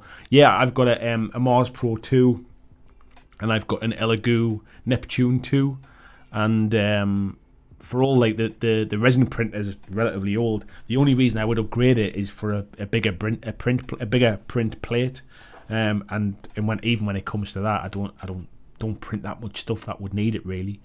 The only thing I've considered for my PLA printer is buying a second one just to speed up when I'm doing big projects. But if I could pick up another one for £150, I'd potentially buy a second one for example, it took me about 5 or 6 weeks to print all this stuff for my Marvel board. Like in YouTube terms of being able to create content and stuff like that, the £150 probably would have been worthwhile to bring that down to 3 weeks, and I could have had the stuff done and then I earn my money basically doing what I do by putting out more content. So that's the only, but I wouldn't change it for a different kind of printer or anything like that. Vijay saying, yeah, I have to admit the terrain for Marvel is what's got me considering an FDM printer. Yeah, it just prints nice, mate. Yeah. Peter says, I remember seeing a really good video about a post-apocalyptic metro station diorama. Might be good for inspiration. I'll send it through in a message. Thanks, mate. Jill says Twilight Imperium 3rd edition. Wow, there's a game to get to the table, Jill. Yeah, never get a table for £100 for the 4th edition, but £30 for similar, not shiny version. There's nothing wrong with that, is there? Nothing wrong with that at all. Tyrese is saying the card stuff for TT Combat, you spray the sheet front and back with spray and then stick it on. No, mate, this stuff that I had was for Walking Dead. In fact, let me just go back. We might as well have a natter for a bit. The stuff I had was for Walking Dead houses, and the cardboard sheet stuff was for the roof. And there was nothing for it. Basically, you just folded it into like a V shape, and it lay on the MDF frame of the building, if you like. And it kind of like sagged in the middle, and it got dog-eared, and it didn't quite fit on properly. And I just didn't like it. Basically, the stuff that you stick on the sides of the building and stuff like that looks like sort of stonework and stuff. That's fine for that, but this was actually for the roof structure. Jill says, you say that, but the last set I built for TT Combat using their online instructions were the worst experience I've had. Instructions were awful, missed sections, didn't show steps. Well, that's not good. I mean, you would at least think that they've been through and made sure that works. Peter says, yeah, I had the same with the World War II stuff. Some of the instructions seem a bit older than the kit. Ah, that's a shame then. Hobby Lodge says exactly how I did it. Bit of red, yellow, and helped them bleed into each other. Is that what you did, mate? Do you know what, bud? I saw yours looked really good, but I didn't see how you'd done them. I've never done it like this before. I just thought we'll make that. I mean, that one actually. Let me just go. That one there, I'm actually quite impressed with how that one turned out. This one was a bit of a pig's ear. I think I might tidy that one up a little bit, lighten up the middle and put some more orange in there or something. But I like the way that one panned out. It looks pretty good. We'll get a little dot of white in the end there just to give it kind of like a glow point. Maybe look like there's some kind of bubbles in it or something like that. Looks alright, doesn't it? Looks alright. Not bad at all. Not perfect, but get you a tabletop version. Tabletop's what I'm going for, mate. Yeah. Morning, Moogs. How you doing, fella? This is Andy. Will lower my blood pressure with his soothing tones. I tell you what, mate. Here we go. Just have a nice chill day. Have a lovely day at work. I want you to just relax, not worry. Just kind of like just close your eyes, breathe it in, deep breath in, long breath out. You'll have a lovely day at work, mate. Take care. Tony saying, I've always said it, there's no such thing as cheating. I'm a painty type. You use the tools at your disposal and take full advantage of them. And if it works, then good. Tony says, Andy's classic dance moves. We love those. That's it. There's nothing wrong with that, mate, is there? Right, let's get back to the painting. You didn't come here to see me drink whiskey. That would be an entirely different stream if that's why you came here. Let me just get a little bit of silver there. We'll just tidy up that at the end there a bit. Just where I cocked it up. And there you go. We're back. We're back cooking on gas. Right. I've got a little bit of white here. We'll run a bit of white into the corner there. Actually, no, before we do that, let me try. Do I tidy that up a little bit? I think I probably should, shouldn't I? It's just a little bit. It's like it's too dark there. I like how that one's got a bit of blend to it. There's a bit more orange. There's too much red running into that one, I think. So what we'll do is we'll just put a little bit of Rathbone in the middle. Let's see how much we can butcher this, eh? Let's see what we can do to cock it all up. We'll, in fact, I think the best way to do it is just do it again. We'll just, it's still drying, I think. It's still drying, I forgot about that. Not to worry, we'll come back to it. Actually, no. Has that been a happy accident there? Let's get a little bit of yellow in that.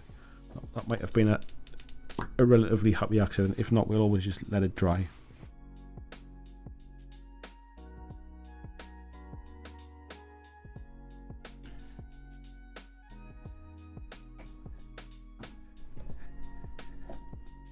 That'll do. That'll do.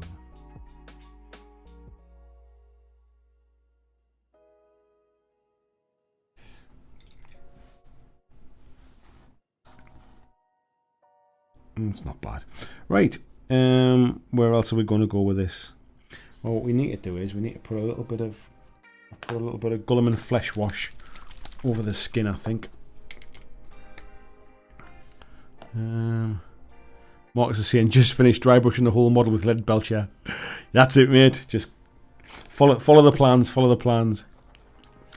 Peter Nicholas, hello, mate. He's been looking for some bits to make an urge cannon for his Orc battle wagon. An urge cannon. I don't even know what that is, mate. Is it a surge cannon? Tiberius, I've got an Ender 3 and got the CR10 to get a bigger plate, then haven't really used it. Yeah, it's interesting, mate, isn't it? Because I was thinking like that. Other than putting more stuff onto the build plate, I haven't really felt the need to need a bigger one. But then what I would generally find is because of the way PLA prints, it still takes just as long. I mean, it might be a little bit quicker, but it generally takes just as long to have more stuff on a bigger build plate than it does to have to do it in 2 runs kind of thing. Because it still has to physically printed. It's different to resin, isn't it? Like obviously where resin, it doesn't matter how much is on the plate, it takes the same exposure time per layer. where sort of PLA printing's different completely. Tell you what, that's not bad, is it? That's not looking too shabby. So I think what we'll do now is, so I've got this dry paint called Necron Compound, and it's really, really nice for kind of like a really subtle shine to stuff. You don't want to kind of put it everywhere. You need to be really kind of subtle about where it goes, but it looks nice as like a little scratch or something like that into the metalwork to kind of a really shiny point to it. The trick is to really sort of less is more with it a bit. Things like really on the highlights and things. You can kind of sometimes just drag it across and it kind of looks like it's been bumped or scraped a bit. I feel like I might put a bit of black Nuln oil around the pistons and stuff, make it look a little bit oily.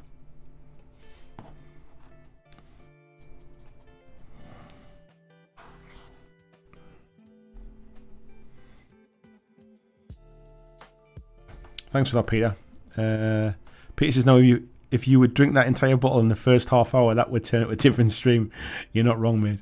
John says, is there a milestone to get you dancing soon? I don't really have any more milestones, to be honest, on YouTube, and I don't mean that in like a negative way. It's just the fact that like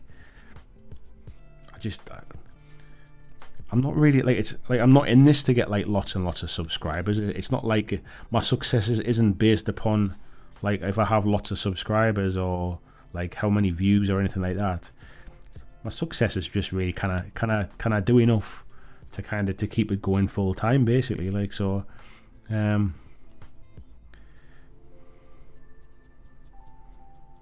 that's kind of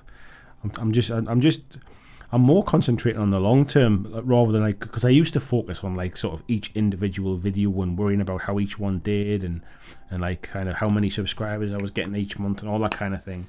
These days I just kind of think of the long game and like sort of, is what I'm doing building a kind of like a platform for the future, basically. And if it is, or it's building a business for the future, really. If it is, then I'm kind of working on the right things. Or are people still enjoying what I'm doing? I don't know. I guess only you guys can say that. But as long as people still kind of want to come and watch, as long as they think I'm kind of like still sort of giving value, all that kind of stuff, really. So yeah, I wouldn't say I have any kind of like sort of milestones anymore. Just to keep doing what I'm doing and just keep doing what I'm enjoying. Like, I'm sure folks will have noticed that I don't do a lot of Games Workshop stuff. And it was just a realization that it wasn't really my niche. It's not really what I enjoyed, and other people. There's plenty of other people doing Games Workshop stuff who do a better job of it because they're engaged in it. Like they really want to kind of to talk about it.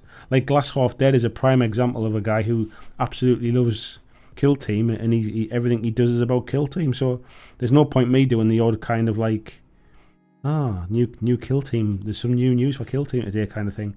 When I just don't have the passion for it that he does. I'm much more passionate about stuff like this, and and like the stuff that I'm enjoying. So yeah, that was a bit of an off-topic tangent there. Sorry for that.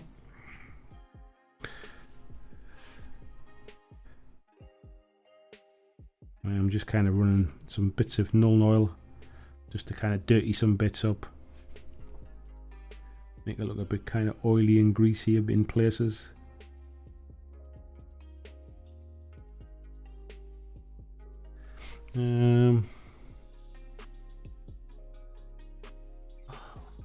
Let's have a little look here.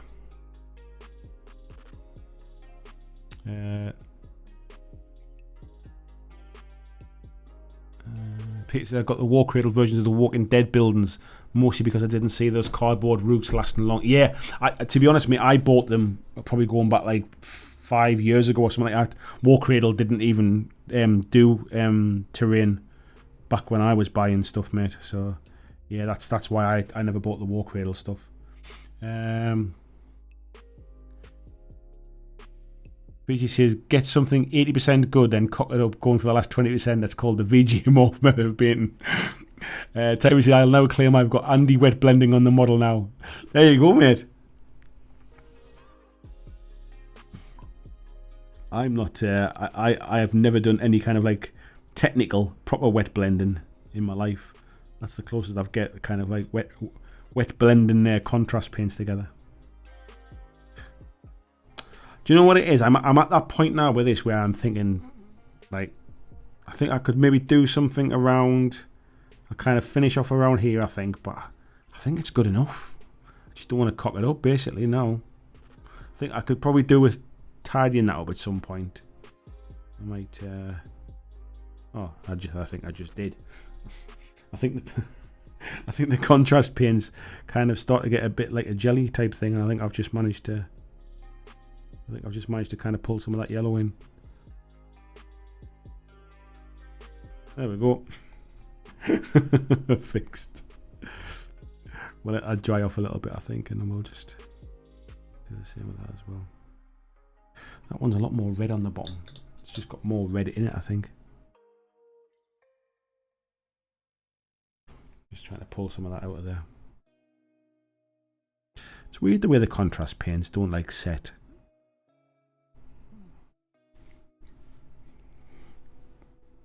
Just managed to, like, I can kind of wick that back a little bit and rescue it. As long as I keep washing the brush and just dampening it down, it's using a bit. There's a bit too much water on that there. I've managed to sort of pull that back now.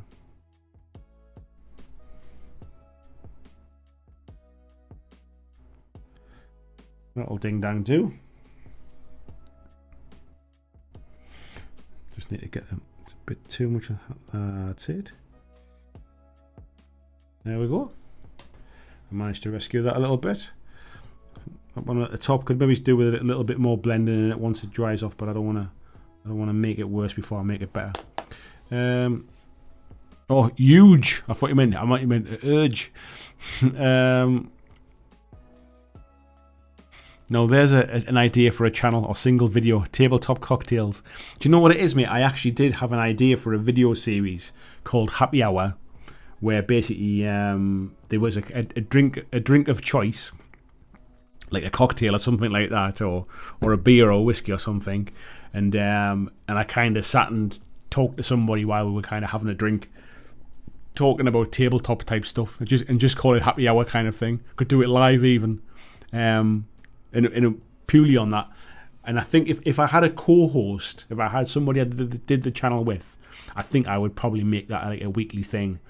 This idea of just kind of just sitting, chilling, like having a chat type thing, a bit like a Monday ramble type thing. But yeah, like call it Happy Hour, have a drink of choice, and kind of talk about put the world to rights on when gaming and stuff. Peter says, you just, you know, GW Orcs are Cockney. Yeah, I think it's just the way I was reading it. It looked like Urge. So, yeah, Hobby Lodges looks great already. Yeah, I don't think I want to mess it up now, mate. I think I'm just happy to leave it at that. FDM printers will take longer to print two side by side than it will printing one after the other, since you have to travel between the two parts. Yeah, that's kind of what I thought, mate, to be honest. So there's no, like, so I've not printed anything that would need to be physically bigger than what I'm printing, so I think I'm happy with what I've got, if I'm honest. Hobby Lodge says thin black Templar works nice for the pistons on the pipework. Yeah. Whoops, I did. Have I got it here? Yeah, I've got my black Templar here. I'll just run a bit of that on, because I must admit the null oil pretty much did nothing. So let's just thin it down a touch.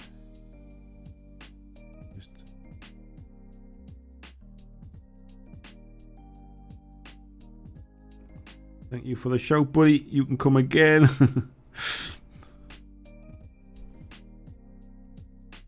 Just to kind of give them a little bit of contrast to everything else. Really, there's a lot of silver on that model. Just to kind of blend that in a bit.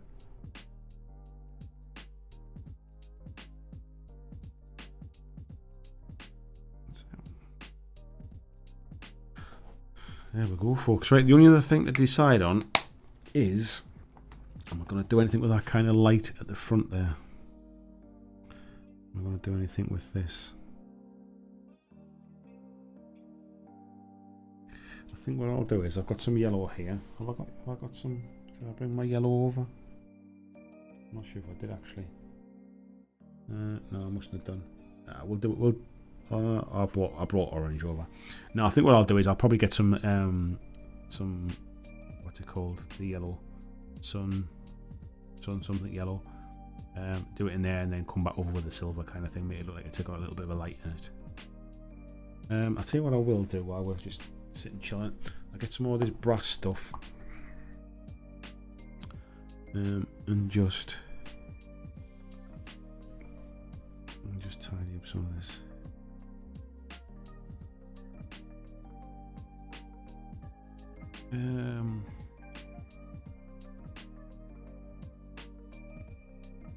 Hobby Lodge saying I get excited with every new sub. I used to be exactly the same, mate. Honestly, I used to be checking my subscribers like sort of 10 times a day to see if it had gone up and stuff like that. I think everybody does. I think you're not you're not natural if you don't, I think, mate. It just comes to a point where, like, for me personally, I started to realise that subs doesn't make any difference, basically. Like, all that subs does is it gives you a bigger platform for, obviously, for people to be notified when you've made another video. So, and it's a measure of success to other people, I think. Like, people go, oh, like, how many subs have you got? And they kind of use that as a benchmark as to whether you're doing good or not. But in reality, it's, if you're enjoying it, you're doing good, kind of thing. Like, I'm really fortunate. I get to make the content that I enjoy, and that to me is that's success to me. Like, I'm not kind of pigeonholed into making stuff that's expected of me, if you like. Like, some channels, as soon as they vary from what their core subject is, it's kind of game over.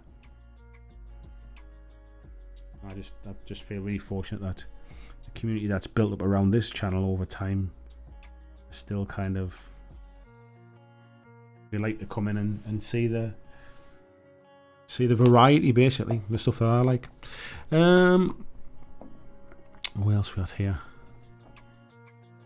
Tyler Peck, yo, what's up, family? How are you doing, Big T? So I missed past few episodes. Basketball started and I've had practices during the shows. Tell you what, mate, that's just, I'm sorry, but your commitment's waning. I thought you were an OG. I'm just kidding, buddy. Not a problem at all, mate. That's the beauty of YouTube. You don't have to be here live. You can, but you don't have to be. It turned out alright, didn't it?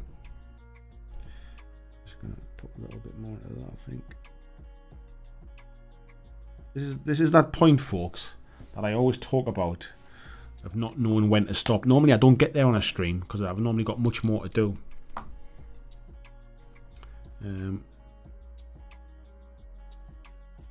But yeah, this is the bit where you start dicking about and you think, oh, if I just do a little bit more, just a little bit. Tell you what though, I've learned something new tonight, that's for sure. It's looking alright. We'll let that bit dry out a bit. Now the basin, there was two choices. One is I was going to buy some of that like base ready stuff to do, but I didn't have any, and I wanted to crack on and get this done, and I wanted to sort of keep going with them. So I'm just going to end up having to find a kind of like a deserty, sandy kind of colour that I want to do, and just, now dry brushing's a pain in the arse underneath the model, but we'll life finds a way, as they say. We'll find a way to do it. I think what we will do is we're going to put a little bit of, where's that null oil? A little bit of null oil on the back, because that Templar is awesome, but it'll be too thick on the back of this. Just want to kind of give that a little bit of something on there, I think. And I think what we'll do, we'll just we've got some Corvus black here. I'm just going to very gently just dry brush a little bit around the backs of the stacks there.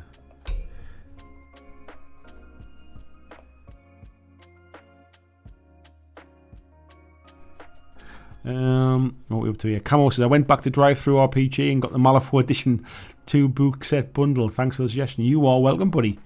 He says, VJ, I think we'll definitely be having a tipple when we do our Blitzball game podcast interview. 100%, mate. I wonder if we do that. I was thinking, do we do that live?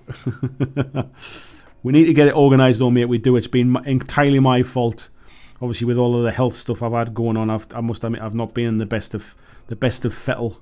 But yeah, as I mentioned before, that's less of an issue now. So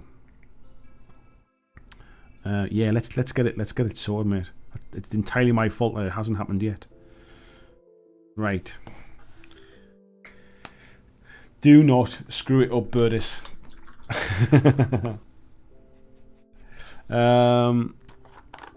Tasty Brain says, I freaking love that happy hour idea.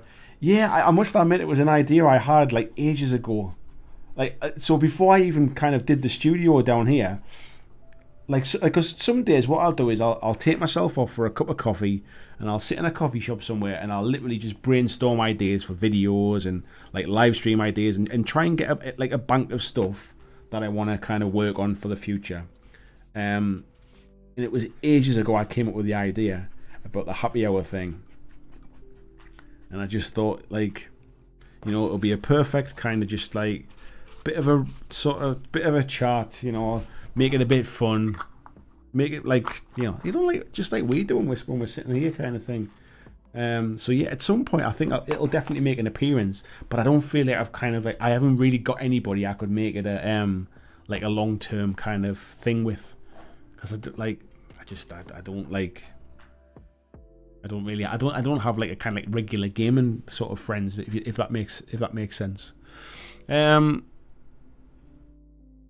huge cannon. Whoops, where was that one? Let me go back. Peter's saying, yeah, who's back on the neck runs for the same reasons. Yeah, the black just helps break up the cell. Yeah, exactly, mate. It definitely does. Avalon Sunset, that's the one I was trying to think of, mate. Yeah. Mark's saying, I just put all my paints away now. My hands are 30% to look like Tin Man. Tasty Brain says, I realise you probably want someone in the same room as you, and I can't be since I'm on a completely different continent, but I'd gladly help you with that. I think it's something we could maybe potentially do is like a Zoom thing. Now I know kind of Zoom works okay. Let me just check. My microphone is working, isn't it? There it is. Yeah, it is. It was the music I could see moving. I couldn't see the microphone one. Now I know after doing interviews and stuff, Skype was an absolute nightmare. Skype would really hog a lot of power from your PC. It wouldn't run very well. And as soon as I tried to stream and do Skype at the same time, it would just fall over. I tried a few times. So if you remember a while ago, me and Krabby did a few kind of painting streams together. And I tried to get Dave from MS Paints on when the 9th edition box set came out. We were going to do a bit of Necron painting together, and it kept crashing. It just kept crashing. So I kind of give up on the idea of doing like live streams with a guest. But it might be nice to kind of kick that in again at some point. So yeah, all is not lost, mate. We might well still do something like that.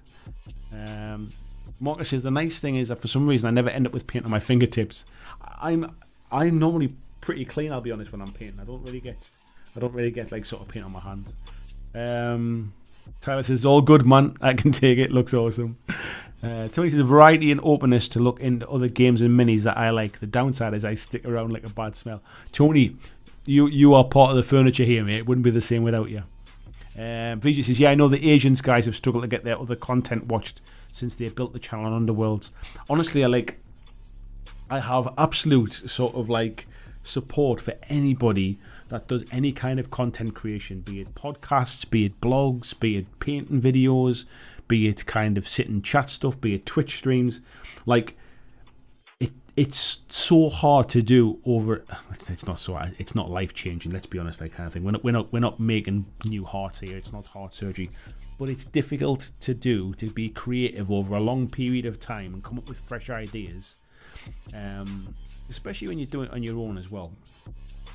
And anybody that can manage to sustain that over a number of years, my hat is off to them, kind of thing. I've absolutely kind of like sort of I have my highest regard, kind of thing. And for me, if I wasn't making stuff about stuff that I'm genuinely interested in, I'd have nothing at all. I would hate to just be doing videos about one game all the time. Like, it's hard enough to find things to talk about anyway when you have all of like tabletop to talk about. Never mind, like if all I ever played was 40k, I don't know how the guys who do like 40k channels, I don't know how they manage to just kind of every week after week after week just find something to talk about. I don't watch it, so I don't know what they find to talk about. Yeah.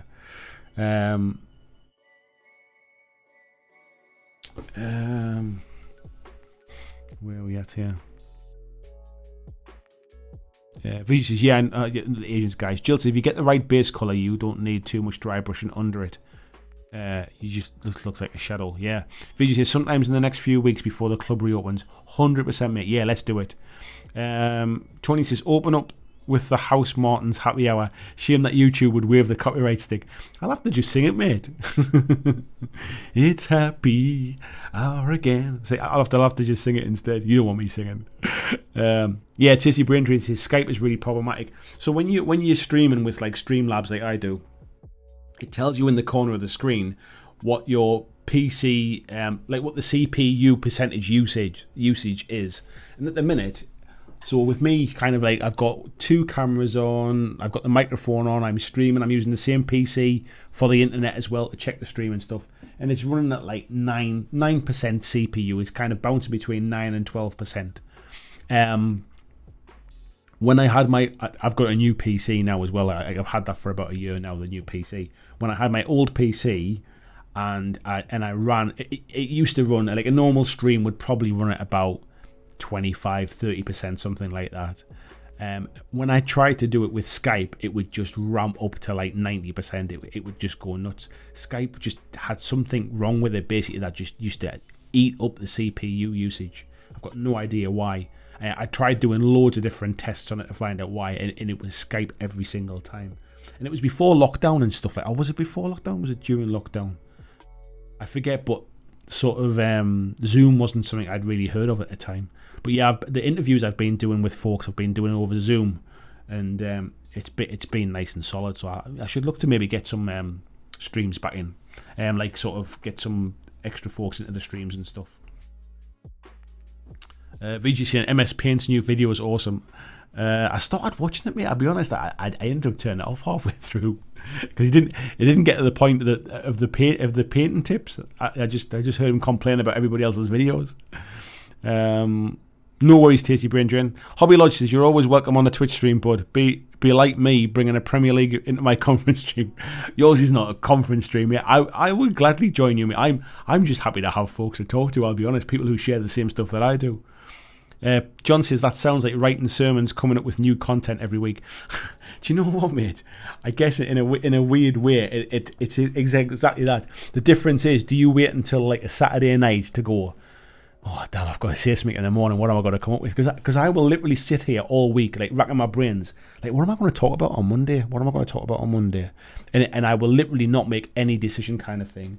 And then it'll get to like Monday morning, I'll get up and it'll be like, oh damn, I need a topic for tonight now. And last week when I was doing all of that Mantic editing, because the Monday before, Mantic came here to do the filming.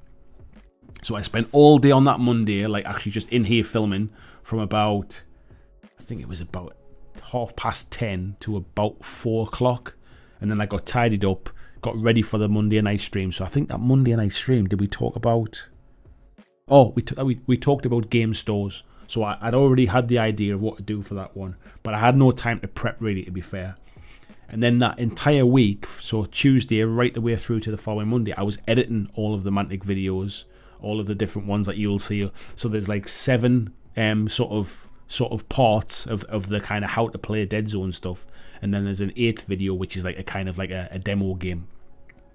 So I've edited all of those this week, last week and this week, and I was editing the last one on Monday, knowing that like they'd already started to go live. So I managed to turn around like 8 videos in about 5 days, which was quite some work, I'll be honest. But it didn't give me any time to think about what I was going to do on Monday night, and I must admit, I'm glad I feel comfortable about just kind of, I can come onto a stream now really without a topic and kind of make a conversation, because it's just like, it's a skill I've developed. It sounds pretty wanky, but it's kind of a skill I've developed over time, to be able to just like sort of to find things to talk about and to pick things out of questions that come in and be able to keep spinning them and stuff. But I'd rather not. I'd rather put a day's worth of research in, and like when I do this stuff about like sort of like, so this is how this game works and this is how you play, and this is like, I like doing that kind of stuff, because it just means I haven't got to worry about not having things to talk about. John says, lots of clergy at midnight on Saturday finishing off a sermon. I'm usually done on a Friday unless it's Christmas. I honestly, mate, it's my hat goes off to you. I know what it's like to try and come up with like new things to talk about and to engage people as well. I mean, you're in a slightly different entertainment business than I am, and I mean that in the nicest way. But people do turn up because they want to hear what you've got to say, kind of thing. And I mean you, not me. People turn up to hear your sermon, to hear what you've got to say. Like for me, it's I'm not even put myself in the same boat. But like, yeah, if I just sat here and like was just like, all right, if everyone, I'm really glad you turned up. Thanks very much. Anything you want to talk about? Or there's a lot of channels who kind of like just sit in absolute silence, like the weird streams. I really like what they're doing with the getting the painters on, but there's a lot of folks, and I don't know whether it might be a Twitch thing versus a YouTube thing, but I think YouTube, it's conversational. You have to kind of keep talking, where I sometimes feel that Twitch streams are generally a bit different, where it's fine to kind of just sit in silence and have a bit of background music on and just like, yeah, I think maybe that's how people manage to kind of stream for 5 and 6 hours, because I couldn't talk like this for like 6 hours, that's for sure. Peter says, no topic, no problem, just get on stream and ask what we had for lunch. But the answer is always bacon sandwiches. That's a problem. Yeah, we can talk about bacon and booze for days. I'm glad we're amongst friends. That's what makes it. That's what makes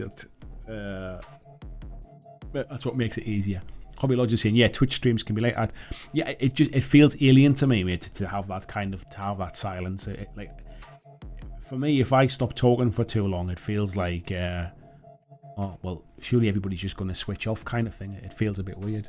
Like these painting streams, like these normally do around. I mean, we've had a pretty consistent kind of number of folks in tonight. We've maxed out at like 38 it peaked at tonight. I can see the data here, and it's at 34 now, and it's kind of it's I think 28 so it's been between 28 and 38 people in the stream all night. So it's like a nice kind of just consistent, just like a nice kind of conversation. It's the chat's easy to keep up with, that kind of stuff. But then like some of the Monday night stuff, especially when I talk about like a more popular topic, if you like a new GW launch or something, like I've had streams with like 200 people in, and it's sometimes they're easier because it's just a constant stream of chat. You can pick and change and that kind of stuff.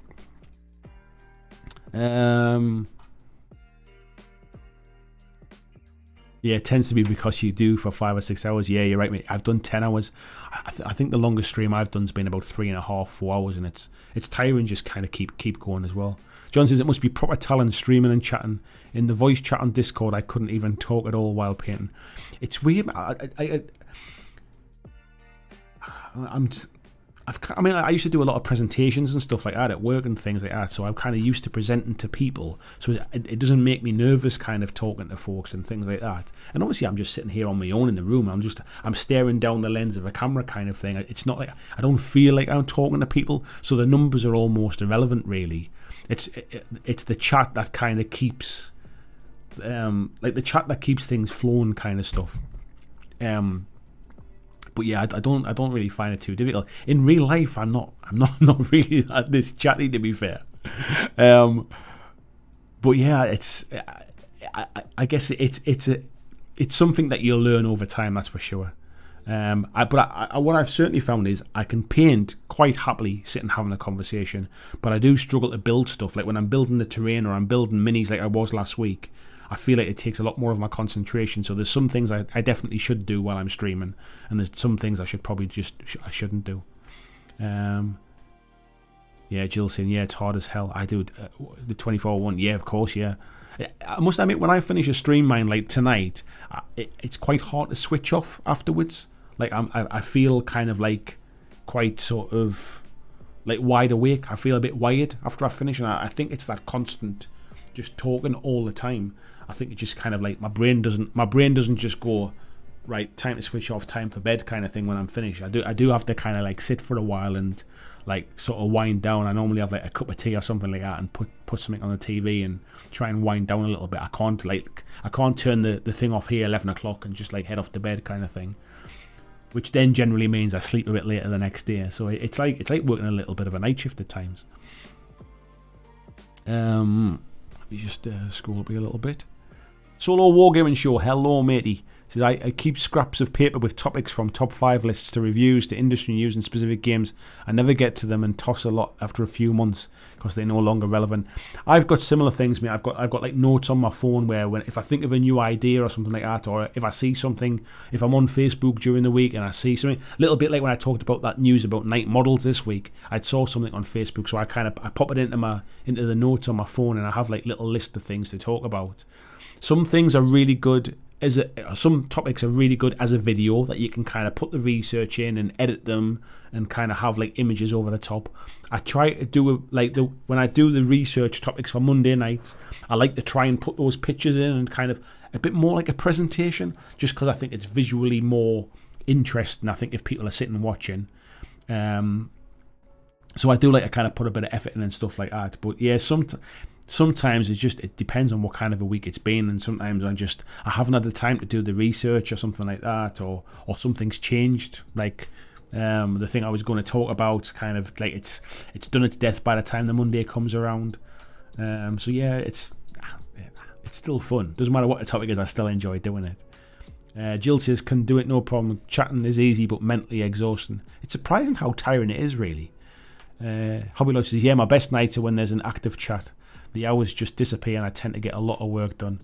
Yeah, it definitely does. I mean, there's nights when I've sat and chatted here and I've gone like kind of like, God, like this is like pulling teeth now. This is getting tiring now. When I first used to do live streams, it was hard work because it wasn't a lot of people kind of come in. But then there's some nights, like you see, when like it's not even about how many people are in the stream. It's just whether the chat's fun. And I must admit, one of these things, like the Wednesday streams, is they're never as busy as the Mondays, and they never do like that well as like an overall video. Like I might max out at about maybe 400 or 500 views from this video type thing, is for people watching it back. But the chat's always good. Like even though folks are sitting painting and hobbying and stuff, it has a community feel about it. It always feels like we're kind of sitting amongst friends, just having a bit of a natter.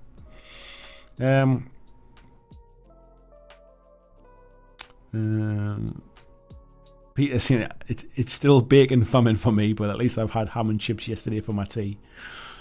I might go out for a cheeky breakfast tomorrow. I think I want to get the painting. I've almost finished Friday's editing, which is an interview that I did, but I want to try and get this painting video up this week as well. So I want to try and finish that tomorrow, but I might get up early and go for a nice breakfast, and then I've got a full day's graft ahead of me. Peter says, the problem I have with silent stream is if I'm painting, I'm not looking at the screen. I like in your format because even when I'm not looking, the sound keeps me involved. That's kind of what I always thought, mate. I mean, like I say, I've not done anything on Twitch, so maybe it's a completely different audience, but I've always thought that these kind of things are like, it's meant to be kind of entertainment, isn't it? In that term, it's meant to be something to kind of feel as if you're like sitting amongst friends, sitting having a conversation. It's one of the reasons why I read the questions out rather than just kind of like answering them without reading the question, because I am conscious, like if you're sitting like this, head down, painting away. If I just give you the answer without you ever seeing the question, it's a little bit kind of like, well, what's he talking about kind of thing. So it's one of the reasons I always read people's questions out, is so that like people just listen and know what I'm talking about. But also, if you're taking the time to come and watch my stream and kind of ask questions and put comments in the chat and stuff, the least I can do is kind of like sort of is acknowledge that as well, I think. Jill says, yeah, even after 24 hours, I stay up for another 4, so just trying to wind down. Yeah, it's funny, isn't it? VJ says, performers, hi, mate. I get it after a show, too. I can imagine with what you do, mate. Yours is a lot more high energy than my stuff, I suppose. But, like, you do have to kind of keep your energy up. When you, like, nobody would come and watch my stream if I just sat here like this and just, like, yeah, you're right. You're having a good, like, what you're painting. Like, nobody would come and watch it if I was being a bit, like, dour about it. So, or certainly they wouldn't come back, that's for sure. Hobby Lodge says, yeah, to pull off a 24-hour stream, but I think max between 13 and 15 hours or so. But again, if there was an active chat, I could do it. I've never done a long one before. I'm not sure if I could or not. Maybe one day we'll find out. I might do like a charity thing or something like that. Once you're in the zone. I get that mind, yeah, once you're in the zone. Tony says, I'm not a chatty person in real life and I've never been okay with public speaking. Otherwise, I'd do a few hobby videos to try and help people out, lighten up and just enjoy the hobby. Yeah, I think it's just... it's funny, mate. I'm probably... I suppose I am quite kind of chatty with my friends and stuff like that and like my family, but when I don't really know somebody, I'm not as chatty as this in real life, obviously. Like, and this is not me being fake. It's just a case of like I'm not that socially outgoing, really. I feel uncomfortable in new situations as well, much like anybody else does. So what I sometimes struggle with is that I've met people at events or I've met people at like conventions and things like that, and like I'm not being kind of like sort of what's the word I'm looking for? Like, I'm not being unkind or anything like that, but I don't know who the other person is, kind of thing. And I think sometimes there's been instances where they've instantly assumed that I know who they are because they're in the chat or because they're regulars on the channel and stuff. But I don't know everybody, like, if I was to see them face to face, and it can be quite hard to kind of to know what to say to somebody, kind of thing, because I'm not that socially outgoing, like, sort of face to face. I am once I get to know somebody, but yeah, I get just as nervous kind of speaking to strangers and stuff. Deep Red says, when's the next Choose Your Adventure boot night? It's on Monday, mate. So Monday's live stream, we're going to do another Fighting Fantasy one. It's a double celebration, so because it's just after Halloween, we'll obviously do some kind of like spooky what they call Fighting Fantasy story, but also it's my 6th year anniversary of uploading YouTube videos. So 6 years on Tuesday, 6 years ago on Tuesday, I uploaded my first ever video, my Walking Dead video. And I wonder how many videos I've actually done. Does it tell you on YouTube? Let me have a little look here. I think it does. If not, I do know where to find out. If you go your channel, and then if you go to about, I think it tells you the number. It tells me how many views I've had. It doesn't tell me how many videos I've done. I think there's an app on my phone tells me. Let's have a little look here. Sure, there's a little thing I've got on my phone. There it is. It tells me how many videos I've uploaded. Comments, milestones. I've uploaded 540 videos in the last almost 6 years. So what's that? Let's work that out. There we go. So 540 videos divided by 6 years is 90 videos a year, divided by 52 weeks. It's an average of 1.7 videos a week. That's not too bad, is it? That's not too bad. And just shy of 2 million views. Nice one. Jill says the Wednesday also tends to have less circular chat because we aren't here with a topic. I like both streams, but I prefer these ones. Yeah, I think that they're definitely different, aren't they? This one has definitely always been about, and will always be about, community kind of thing. It's always about just, like, I want it to be welcoming to new people. I don't want people to feel excluded if they've not been to one before, kind of thing. I want anybody to feel welcome when they come in and they feel like they can join in the chat with everyone. But it is generally about kind of like it's the same people come back every week, and it's nice to have that kind of chat with them and stuff. And you're always going to get those little in jokes about bacon chat and all this kind of stuff. So it's nice to have that kind of stuff. The Monday chats are intended. They don't always go this way, but they're intended to be a bit more kind of focused on a topic and kind of try to be something that people like. Come with opinions a little bit, I think. So they are meant to be a different thing. I think what's happened over time is the times I can't think of a topic, the Wednesdays and the Mondays end up kind of blurring into each other a little bit. Kath says, just taking a break from painting my Malifaux lot. Quick question, what colour is Han Solo's belt buckle? I would always just go like a brassy gold, I would imagine. I've got no idea. I'm not even going to search for it either now. Let's have a little look here. Peter says also, if you're needy like me, it's great to have your comment question read out. It is quite. I'm the same though. If I kind of like when I've watched people's live streams and stuff, like it's nice for them to hear your name mentioned and stuff, isn't it? Like I enjoy it, so why wouldn't anybody else? Tyler says my buddy just did a 24-hour Twitch stream. It kicked his ass though. I can imagine it's hard work. Hobby Lodge says, on the subject of shows, anyone going to Salute in November? You know, I've always said I wasn't going to go back, but I have toyed with the idea recently. The problem with it is it's on exactly the same day as we're already going to visit some friends over in the Northwest. And I did look this week to see if it was possible for me to get down to London, go to the show, and then get from London back over to the Northwest. I've looked at trains. I've looked at flying to London. It's actually about £10 more expensive to fly to London than it is to get the train, which is madness. It's like 5 hours for me to London in the train. It's 50 minutes on an airplane. Like it's absolutely madness that I can do that for a similar price. Crazy. And to be fair, I'm saying it's £10 cheaper to go on the train. By the time I kind of like sort of spend money on cups of coffee and all that kind of stuff while I'm travelling down there, it probably works out being more expensive. So yeah, I'd kind of toyed with it, I must admit. I think I might miss this year and I might make an appearance next year, I think. And he says, yes, Story Night. Deep Red said 6 years. Yeah, 6 years I've been doing YouTube. I started in 2000... Was it 2015? I think it was 2015 I started, yeah. Let me have a quick look here. I'm pretty sure it was... I don't know if it gives you the date. Yeah. I know off the top of my head it was November the 2nd. No, do you know what it is? It's not 6 years. It's 5 years. Because I said, bloody hell.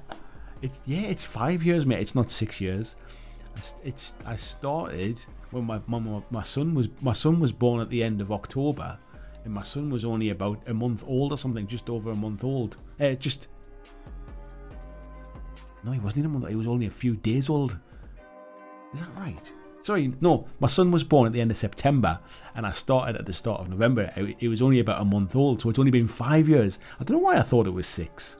Yeah, I'm glad you said that. No, it's been 5 years. I've been on Monday. I've been on YouTube 5 years.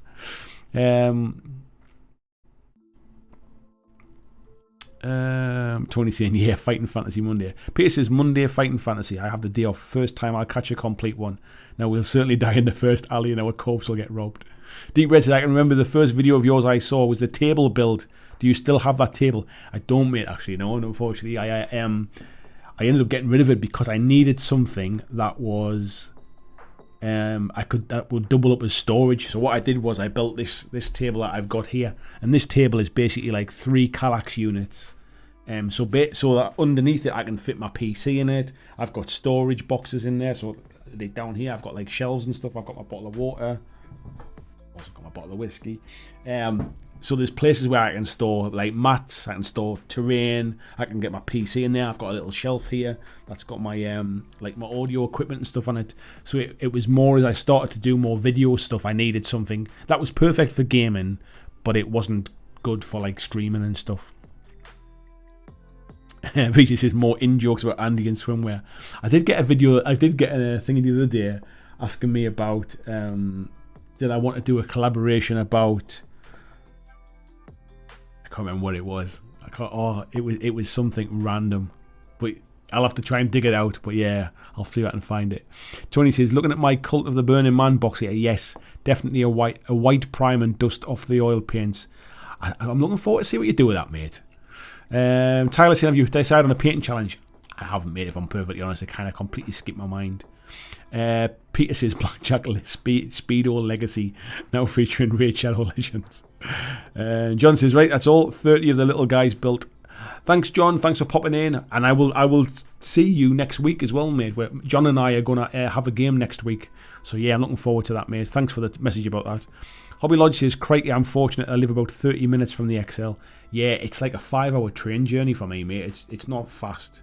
Is it 5 hours? Yeah, I think it's about, it's about 4 hours, I should say.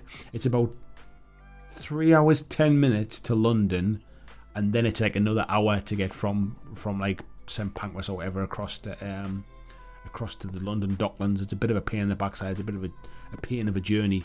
And then obviously I've got to get up at like stupid o'clock in the morning to kind of get all the way down there. But yeah, the flight's 50 minutes, and I couldn't believe the difference in price. I think when I looked the other day, it was £75 for the train, and it was 80. Was it 84 for the flight? And that was the train just into kind of, is it into St Pancras or is it into King's Cross? And then you've got to pay to get across on the is it on the Docklands light railway thing? So yeah, it's I couldn't believe it. Blizzard, I think I just swallowed a bit of Astrograph texture paint. Miniature Adventures, hello mate. He says, good to see you, handsome devil. Sorry I'm late. Better late than never. Nice to see you too.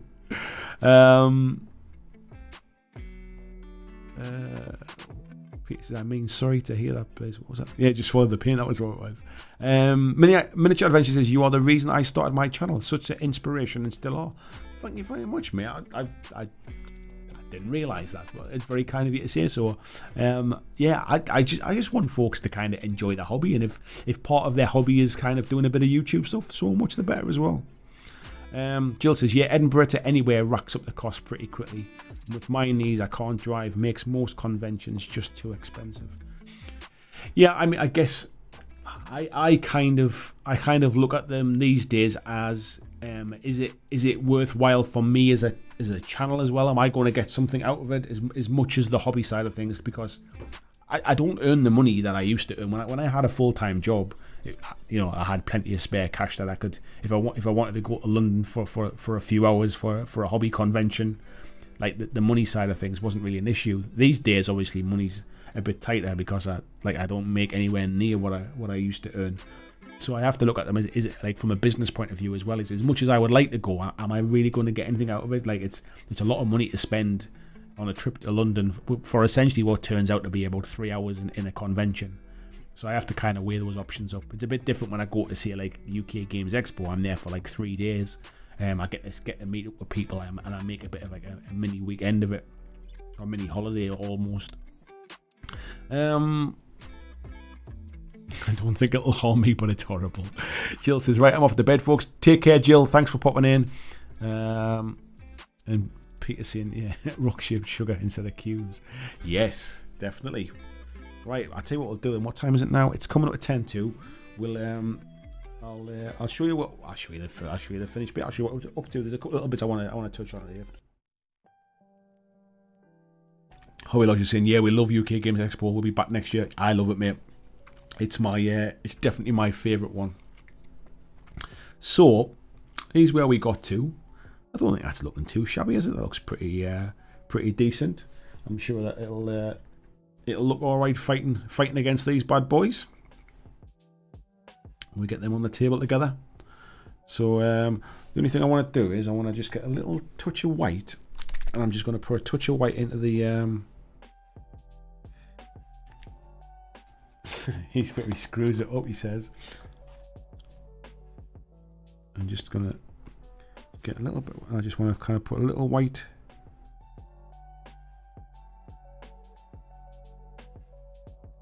Just to kind of Give an idea of just like a bit of a hot spot in it.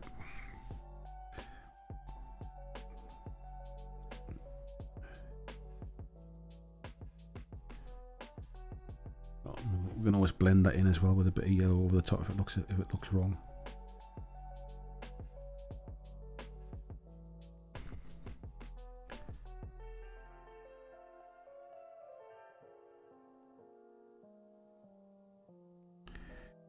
Well, that'll do.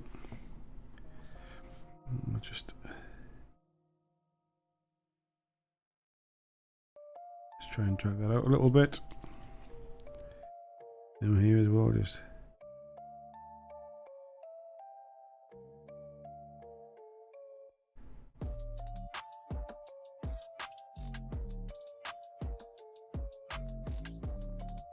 too bad.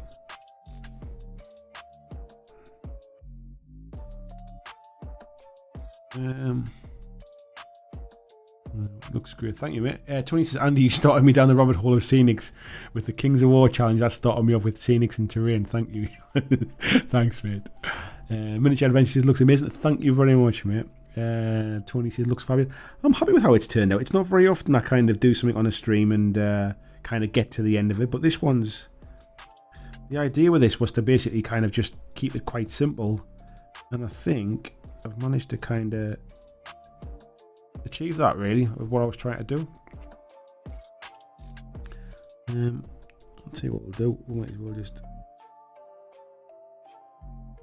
do a little bit on there.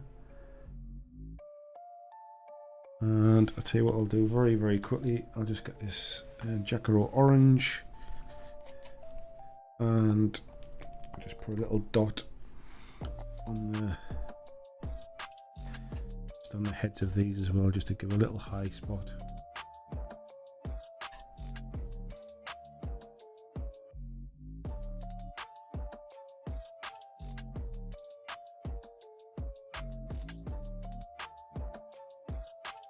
There we go.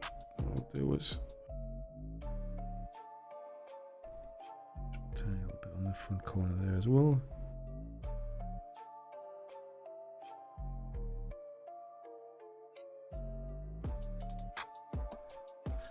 That'll gingangu.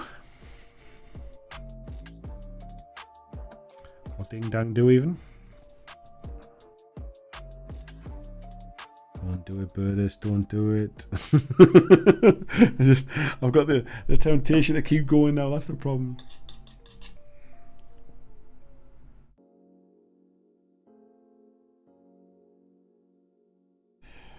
Right.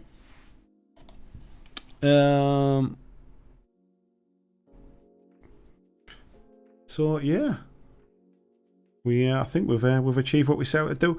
I'll come up with some kind of basic idea, and what I'll do is I'll stick a post up in the Facebook group or something like that when I decide what to do. But I've got loads to do. Kind of like I've got all the basing, and I don't want to wing it on this one. What I'll probably do is I've got some spare bases as well, because when you get, so for example, these, as I said before, these two models come from the same kit. So it gives you enough bases to do 3 of these or 3 of these. And I did 2 of those and 1 of those. So I've got 2 of these bases spare and 1 of these bases spare. What I might do is sand one up and then kind of practice how I want to do the basing on the rest of the range. Because there's like, what's that? There's like 9, 10, 11, 12, 13, 14, 15, 16, 17, 18, 19, 20, 21. There's 22 models in the set. So I don't want to cock up the basing on them. So yeah. That's it. There we go. Happy days. Right, what I'll do is I'll go to the main screen. I'll wash my brushes while we're sitting having a chat. Peter says they look very nice in the screen at 2 times life size, so on the tabletop will look fantastic. That's I kind of like, you have to take that bit into account. Like even when I'm looking at them on the screen, like the screen in front of me here or the screen that's over there, like they're bigger there than they are like literally in front of me. So it shows up any little kind of mistakes, really. Hobby Lodge says if this touch of white works, I'm nicking the idea. I didn't do that mine. Back away from the model. Peter says, the Wild West Exeter stuff does nothing for me personally, just personal taste, but that would be an awesome machine to dump a goblin in. I tell you what, mate, there's plenty of games that don't do it for me as well. That's the beauty of our hobby. We can all sort of appreciate that. Just because we don't like something doesn't mean that it doesn't mean somebody else doesn't like it. And I think it's like, I mean, you lot are kind of more like me when it comes to that kind of stuff. But I think it do well for people to remember that sometimes. It's just like, you know, let people enjoy what they enjoy, kind of thing. We don't all have to enjoy the same thing. We don't all have to like the same thing. But it's nice to be able to kind of just sort of support other people to like the stuff that they like.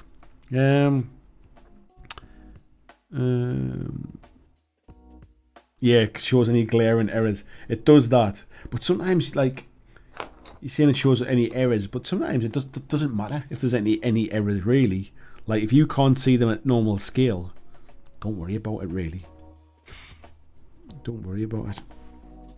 It's one of the worst bits about, like, kind of social media and stuff, is everybody feeling the need to kind of take pictures of all of that stuff all the time. So then it's sort of 10 times the size, and everybody worries about how it looks. So, smooth talking git. Charmans. Right, folks. I think that is where we'll call it a day. We're just about at 11 o'clock, so bang on normal time. I will finish what little drop I've got left in the bottom.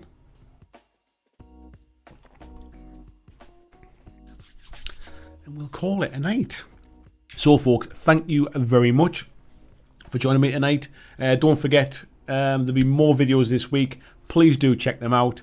And I will see you on Monday for our 5-year anniversary. I must remember it's 5 years. No, it is 5 years, isn't it? My little boy has just turned 5, which would suggest I've been doing it 5 years.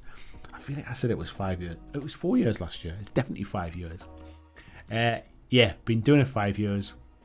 So we'll have a little anniversary special, and then we'll have our fighting fantasy on Monday as well. So take care, folks. Thank you very much, and I will see you all next week. Have a lovely weekend. Thanks for watching my video. I hope that you really enjoyed it, and if you did, why not consider clicking on the suggested video below to see more of the work that I've done. If you'd like to support the long-term sustainability of this channel, why not consider checking out my Patreon, where you can pledge and support from as little as $2 a month, and there is lots of different tiers and bonuses which will give you access to a private Discord server. It will give you free t-shirts, free mugs, a podcast every month, and a number of other things, including getting your name at the end of every video, like these awesome folks who already support me now.